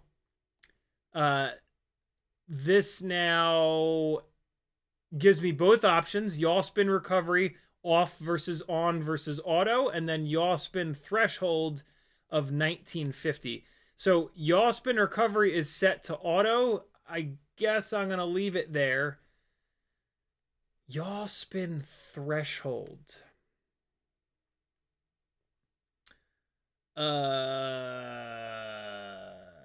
It's maxed at 1950. I'm going to leave it alone. I got to read up on what the hell it does. I'm not totally sure at what it does. What is it called? Yaw spin recovery? Let me get this quad unplugged. Betaflight yaw spin recovery. Is that what it's called? 4.3. Yaw spin recovery notes. New feature enabled in 4.3 reduces the severity and duration of uncommanded severe yaw spins. Clips a gate, tree branch, causes a high rate yaw spin. It may go into a never-ending uncontrollable spin. Typically makes a distinctive warbling noise and climbs rapidly. Yaw spin to the moon. 2 code features. Usage. Yaw spin recovery can be enabled, disabled. Recovery equals on, recovery equals off. Threshold value is the spin rate in degrees per second at which the spin protection kicks in. The default threshold of 1950, so it is defaulted, was chosen to minimize false triggering. For FPV, a lower value, 100 to 200 above your max configured yaw rate is recommended. Cool. For example, a quad with a maximum configured yaw rate of 700 degrees per second, you could put it to 850. So I'm gonna put it to 1,000, but because my yaw threshold is at 700, same as this here. Once triggered, full motor authority, correction of the spin, stops all related PID and throttle. Okay, this might not be good for inside. Maybe it's good for inside. I don't really know. Threshold of 1,000 will reduce the total time spent typically by half compared to a threshold of 1950. Quad's configured yaw rate of 800. Threshold of 1,000 works well. Cool. I'm going to do 1,000. Wow, there's all kinds of good stuff in here. My God, the Betaflight devs are magical. What's it look like in a black box log? Look at all this. Oh my God. All right, I'm going to put it to 1,000. And we'll see what it does. I don't love changing both the crash recovery and this at the same time, but I'll do it anyway. Because fuck it, right? Wait, no. Yeah. Nope.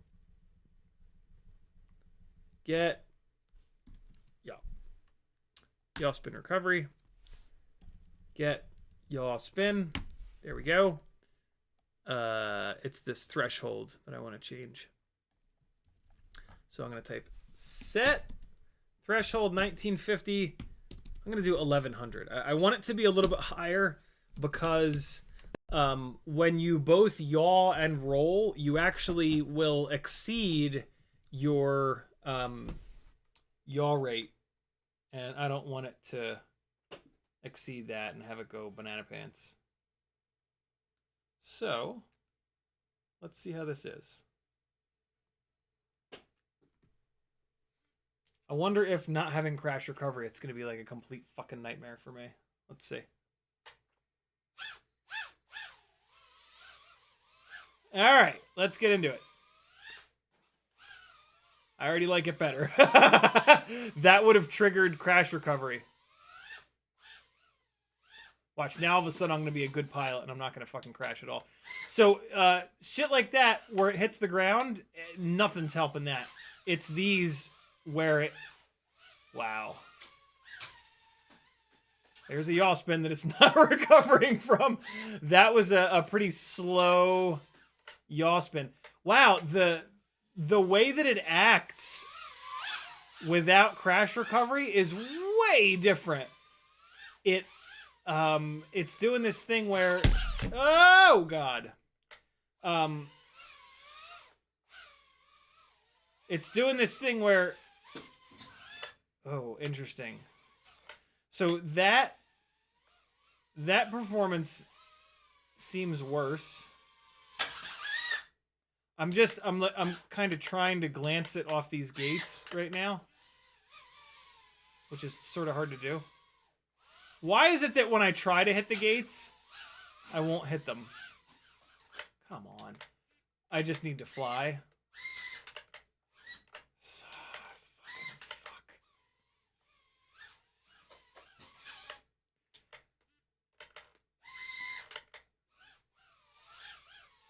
I was thinking it was going to be drastic. It's not. It's not drastic. Oh my goodness.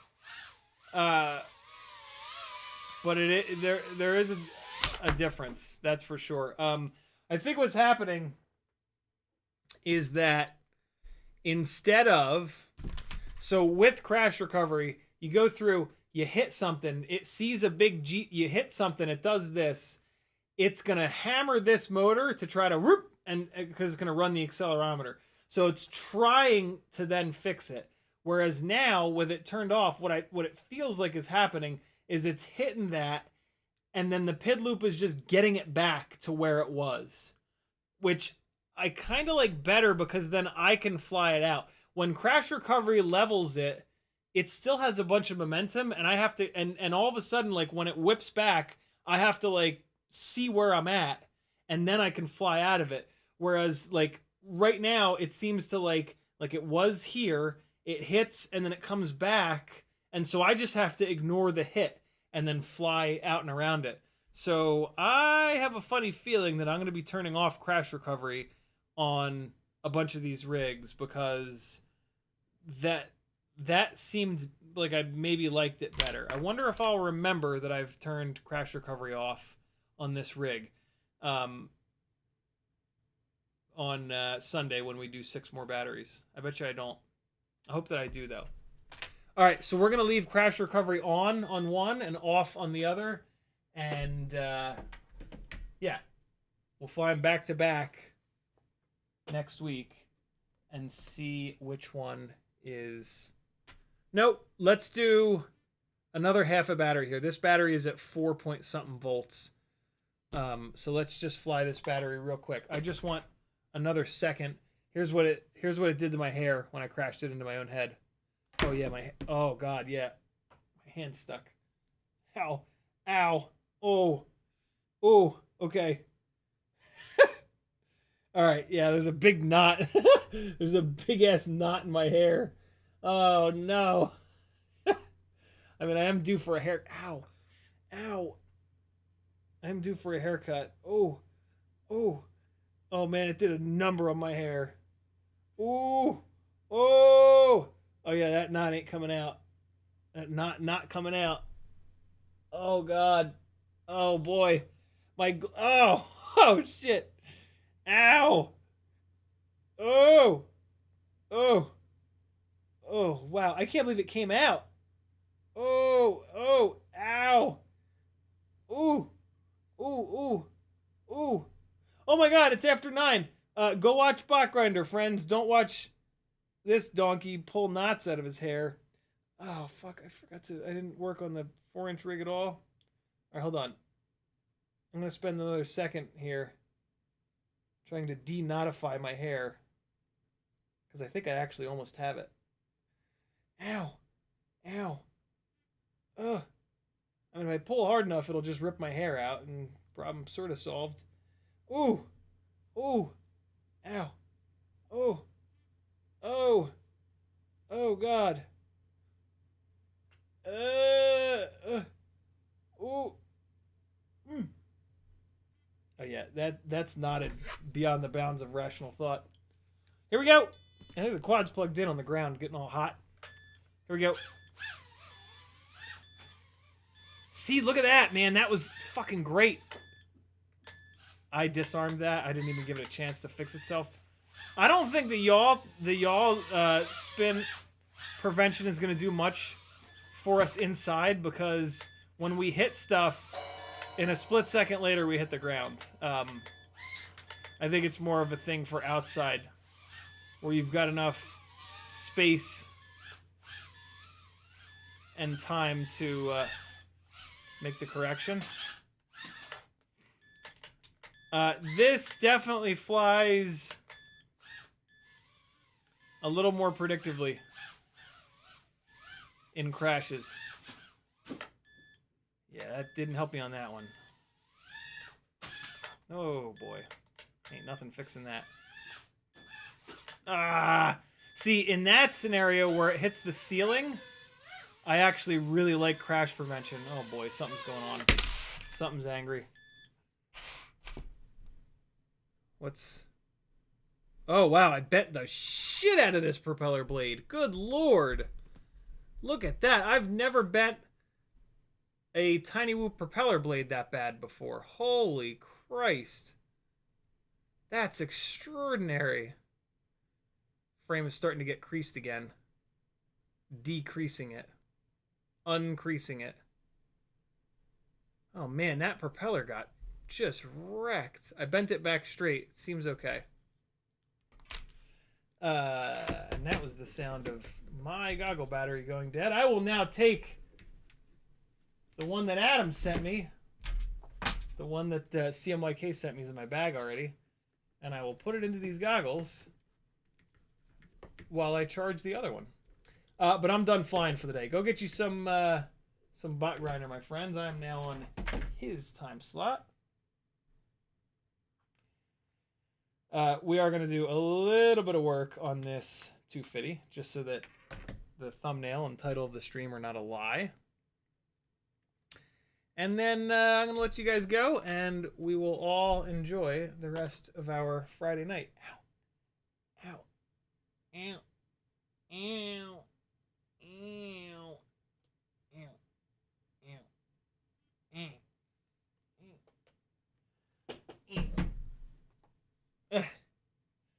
Ow.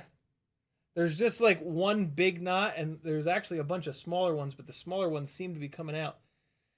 Oh my god, it went. I guess like all 4 propellers were in there just tying fucking knots, yo.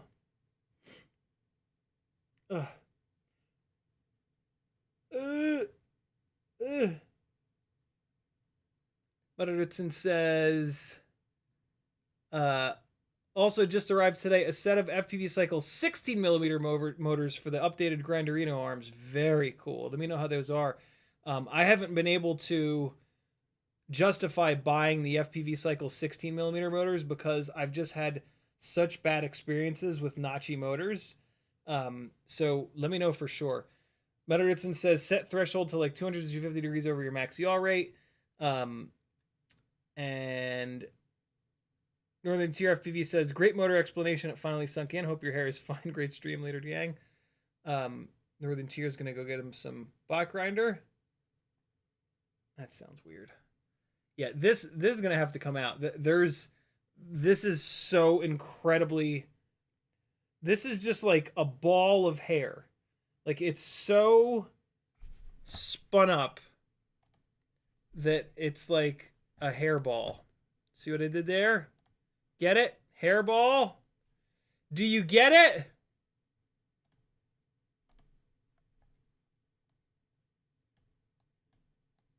Can you focus? Please?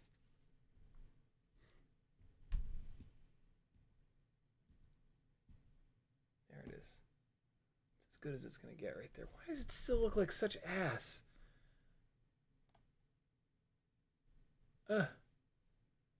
Exposure. Oh, shit.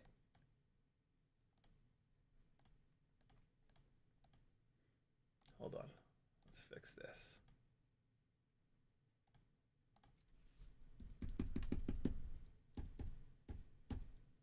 Okay. Exposure. Nope. Wow, there's one notch that makes it go from good to train wreck. How's that exposure? All right, the exposure is now locked. That's all I can do. Oh my god. Oh no, there's a whole bunch of spots. Man, it did a number. A number. That number is 1. It did a 1 to my hair. A number 1. That's what it did. I'm just gonna have to have Maggie cut these clumps of hair out of my head. Or I'll just sit here and mess with it for another hour and rip them all out individually. Either or.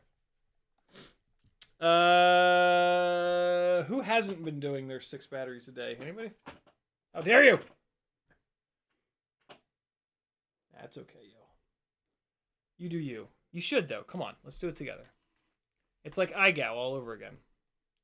And you got to get good because I'm going to do this 30-second TinyWhoop competition at some point.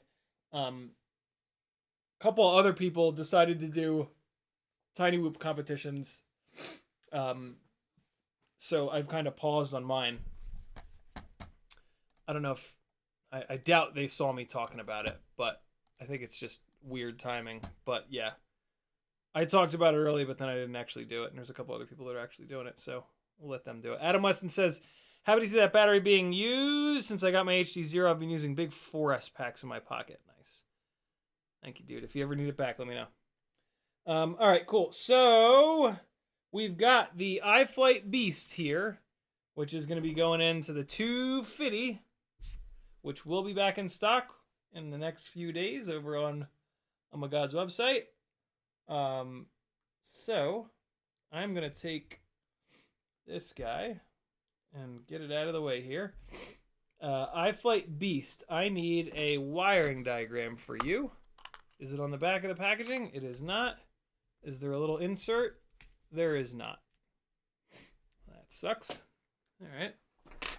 Let's go on their website here. And it is the Iflight Beast F7 version 1.2. Iflight Beast version 1.2.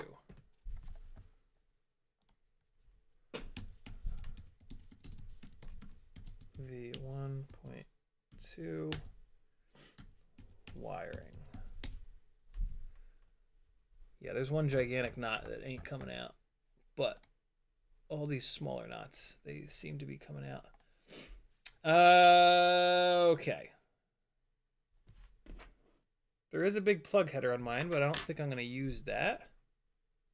Maybe I will. Everything else is hard soldered, though. R3 and R2, T2 and R2, so I could use it. I could plug like one thing in with it on T2 and R2. But, I mean, that's kind of silly.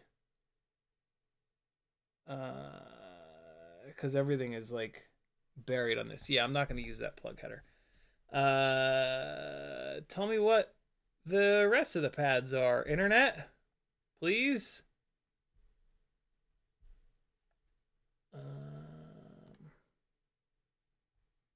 No.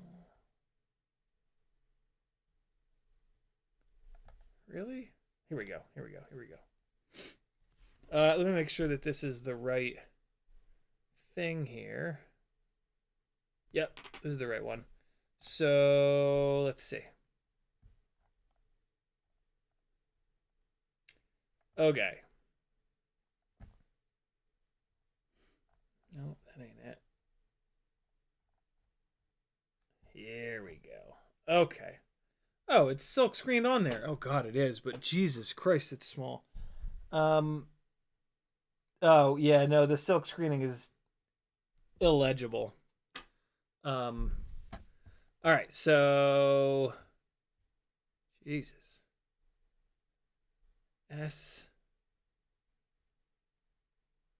What? TXT. SVDC SDA SCL. What the fuck?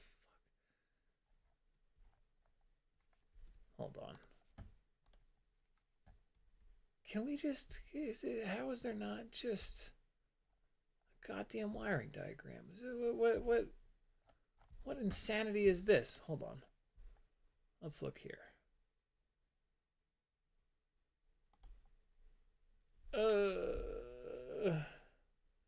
There it is. Okay. Okay. What do we got? What do we have? This is just forcing you to use this plug header. I don't want to use the plug header. Tell me what the pads are, yo.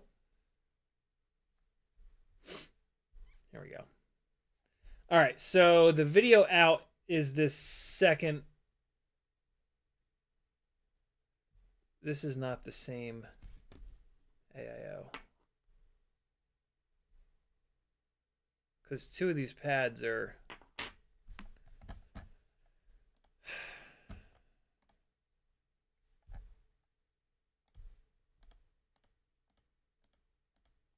Hold on. We'll figure this out. We will figure this out if it kills us. You bastards. No, I need version 1.2, but this might...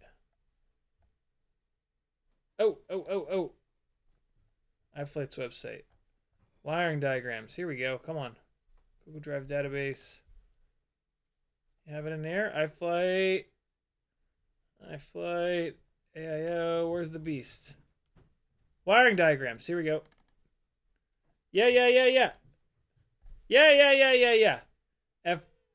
F745. What do we have? Do we have STDs or do we have no STDs? I think we have STDs. Oh no, it's this one again. This is not what I want. This is not helpful. Or is it? This is not the right AIO.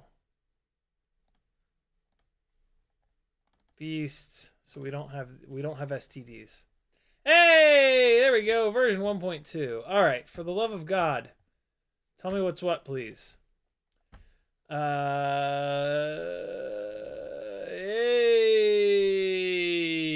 okay. Jesus, man, can you make it a little smaller so I really can't see it? Good God, man. Getting most of these knots out, just being a crazy person. Here we go. So we're basically using analog. Okay, so it's still that second pad for video out, which is great. And then video in. I need I need a video in. Where the hell's the video in?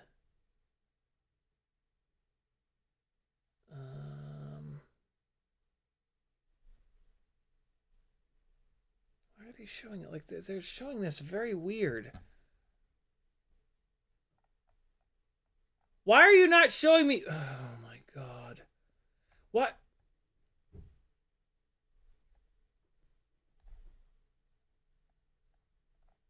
Really? There's nowhere. Oh my God. There's nowhere that they're showing us.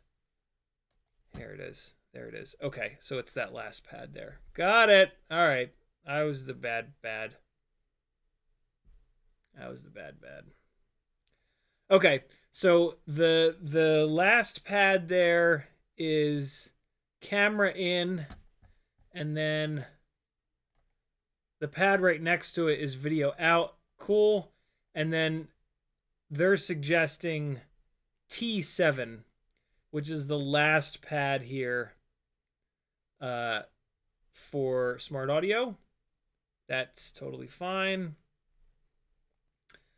But I do need to send this. I like to send these VBAT. So where can I get VBAT from? Oh, that plug header. I don't want to use the plug header though. So this is a 5-volt pad. Give me a VBAT pad, yo. Where's there a VBAT pad? Tell me there's a VBAT pad somewhere on here. Oh, it's on the corner. Come on. That's LED buzzer. That's not what I want. Where's a VBAT pad? Come on. Who wants VBAT? 5 volt, 5 volt, 5 volt, 5 volt, 5 volt, 5 volt. VBAT in the plug header.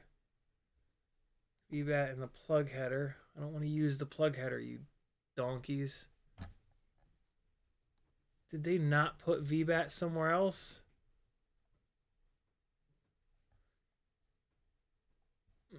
This is only fucking 5 volt here. It's a buzzer. Yeah, I know it's 5 volt. Come on, yo. Where's the...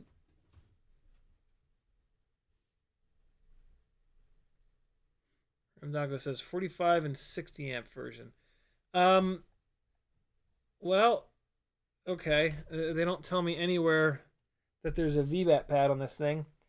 Can I maybe read the silk screening? No. The silk screening is illegible. So I guess I'm going to have to pull VBAT off of the battery pads. Where the hell are the battery pads? There they are. Okay. So yeah, I'll just piggyback off the battery pads for VBAT. That's not the end of the world. I wish there was pads for it, but hey. Wish in one hand, shit in the other. Tell me which one fills up first. I think I got all those knots out of my hair. There's a bunch of my hair on my desk now. But I think I might not be all knotted up. That's pretty cool. Okay. So that's that. And then where am I going to put the receiver? They're showing... I want you to use the exact same pad. Yeah, that's not happening. Tell me you have another... I am quickly falling out of love with this AIO. R7 and T7 are there. Ah, there we go. There's 4. Something 4 and something 4. So R7 and T7, I'll use those for the RunCam hybrid. And then I need to figure out what these inside pads are here. Are there any wiring diagrams where they're using these inside pads? Of course not.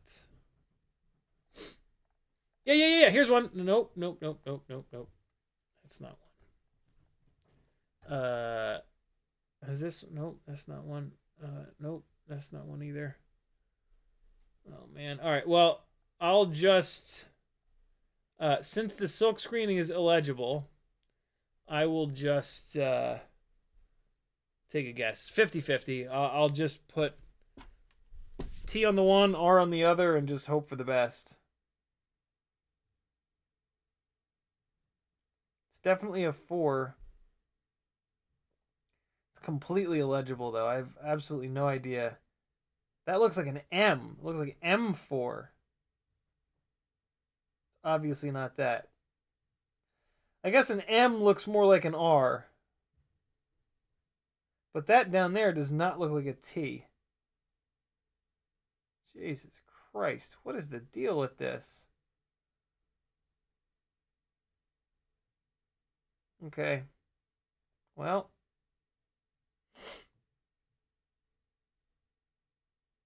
And then I can use that as the power and ground, 5-volt and ground. Okay. Well, let's just cross our fingers.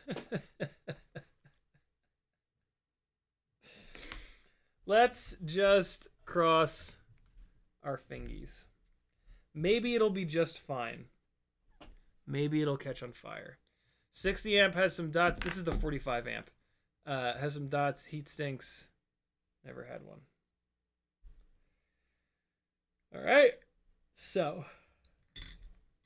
first things first, I'm going to jack up my car. I'm going to add some flux. Flux, flux, flux, flux. Flux, flux. Flux. All right. So, soldering iron is up. Nerd goggles going on because this is tiny little work. Let's see what we can do here. So let's just tin a couple of these pads that we're going to be using. We've got, this is the camera pad. This is either R4 or T4. This is either R4 or T4. This is the video out pad. This is a big old 5-volt pad. This is a big old ground pad. And then this is T7. We only need the transmit. I don't need R7. I just need the transmit to smart audio. So, that's that.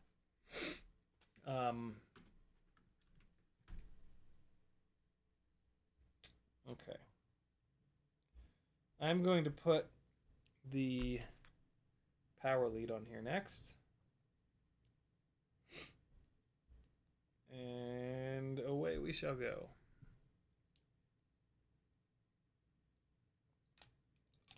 Come on. All right. They give you an XT60 and an XT30, which is kind of cool. I do dig that. This power lead's probably a little bit too long. I have not really spec'd out how I'm going to mount this thing. That's not how I'm going to mount it. That probably is. That almost certainly is, because that's the only way to mount it where the USB is accessible. Yeah. It's going to get mounted like that. So these pads are all going to be off on the side, which is kind of perfect because that's where these video pads are going anyway. So that'll easily reach up there. Rest of these guys will be a little bit too long, but that's okay. They'll just hit up there.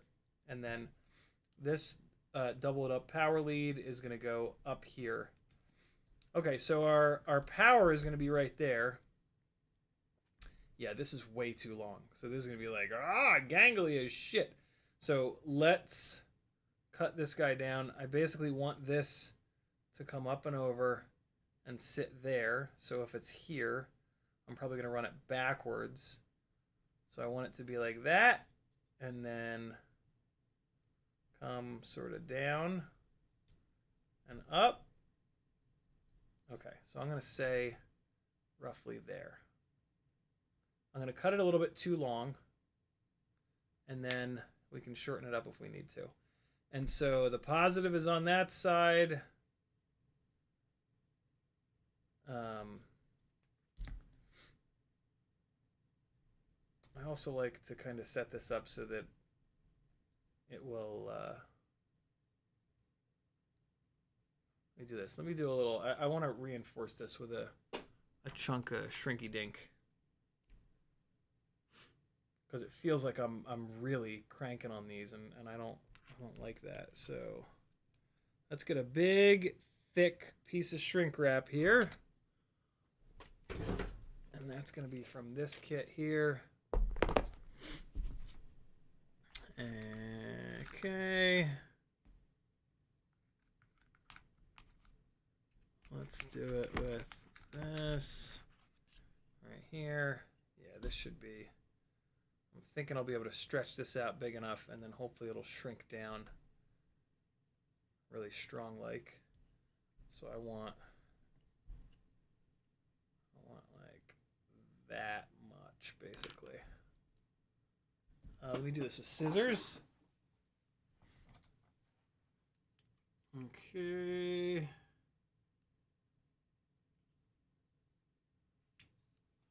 Scissors because this is wider shrink wrap, and I don't want to have to like hit it on one side with the clippers and then hit it on the other side. That will leave you with a spot that when you're trying to stretch this shit out, it tends to rip. So take your smooth pliers here, put them all the way through, and then stretch it on out. Rotate it, stretch it again, flip it, stretch it again, and then rotate it, stretch it again. Now hopefully big enough to go over the XT30. It is indeed. Look at that. All right, so we're going to leave it like that, right around there. And let's shrink this down.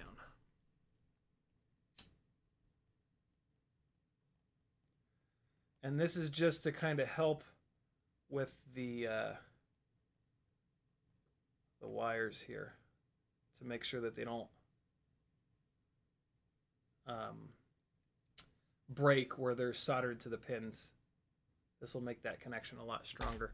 All right, so it's positive on this side, so it's going to pretty much go up and over and sit like that. So this ground wire, I think the ground wire is basically going to be the same length, but let me just put it over. I'll cut it with this bend in it, right? Cut it even. I'll put a 90-degree bend in it, all the way 90 degrees. And now, by doing that, the ground is actually a little bit longer. See that? But that's gonna like give it a little bit of memory, in a way. So look, the ground is like that much longer. Jesus Christ. So now that I have the exposure locked, it's gonna be a bitch. There you go. There you can see it. So yeah, the ground is a little bit longer, but that's what I want. The ground is on this side of the board, so it's going to have a little bit farther to travel. And that's why the extra length is a good thing. This is admittedly going to make finding a spot for these wires a little bit more difficult, because I think these are like... I think these have little spots that make the little crenellations. It's not what they're called, but whatever the hell they're called,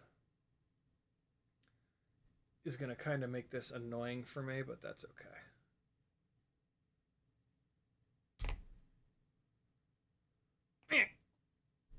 There we go. Okay, so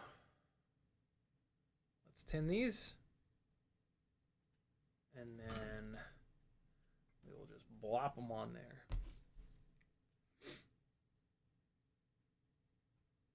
Okay. Get nice and close so I can see what the hell I'm doing. There we go.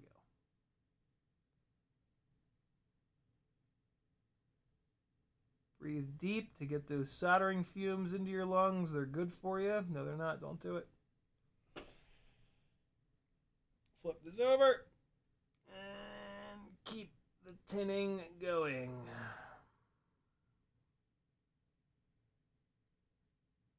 Come on, transfer that heat. Heat that wire up, bro. There we go.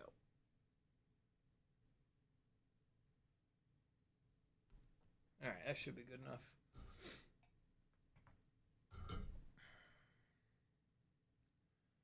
And this thinner solder, I really like the thicker solder, but trying something on this. Thinner solder should make me use a little bit less, which is a good thing.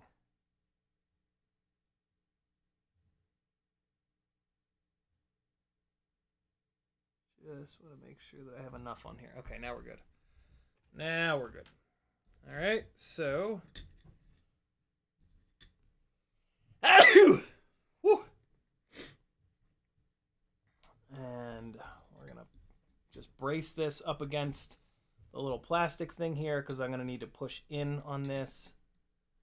And now let's get this guy zapped on here. Okay. So I'm going to come in from above here and just try to push this in.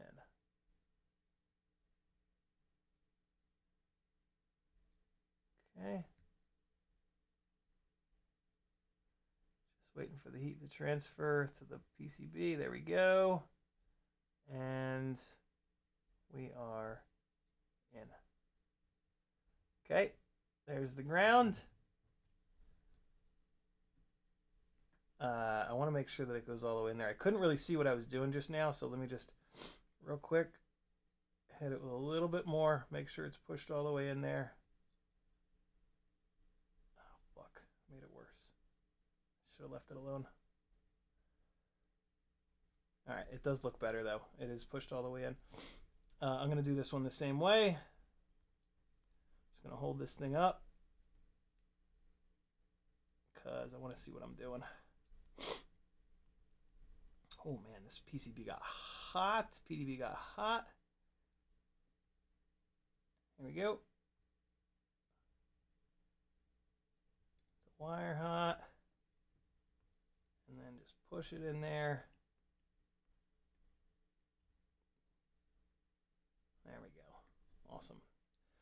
And now we've got a little bit of extra solder on the bottom, which is okay. We're just going to come in and snip it off just to make sure that this thing isn't too deep on the bottom. If you want, you can hit it with a little bit of heat to clean that up. I'm actually going to just leave it alone. It's fine. And yeah, it looks really nice. That's going to be super strong like that. Okay, that's good to go. And there's enough solder up on top here to hook up these power wires that are going to the RunCam hybrid. So that's all set. Nothing's bridging. And now this wire, I'm just actually going to pre-bend these to the side a little bit. This wire is going to come up and out. It's going to sit like that. This wire is going to come up and out and sit. Where's that top plate? Oh, shit. That ain't going to work. Oh, well, no. Yeah, it will work. It will work. Once it's sitting down further, it'll be fine. It's got enough of a gap there. There's a chance that I'll need to heat this up. Sometimes you can just take something flat here and just kind of make a little bit of an angle. There we go. You don't want to push too hard, but you can put a little pressure on there. There's the ground. And then here is positive lead.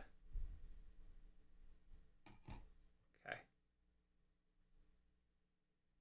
If I need to, I can put a little bit of heat back into this and that'll help it kind of make that angle. But I think this will probably be fine.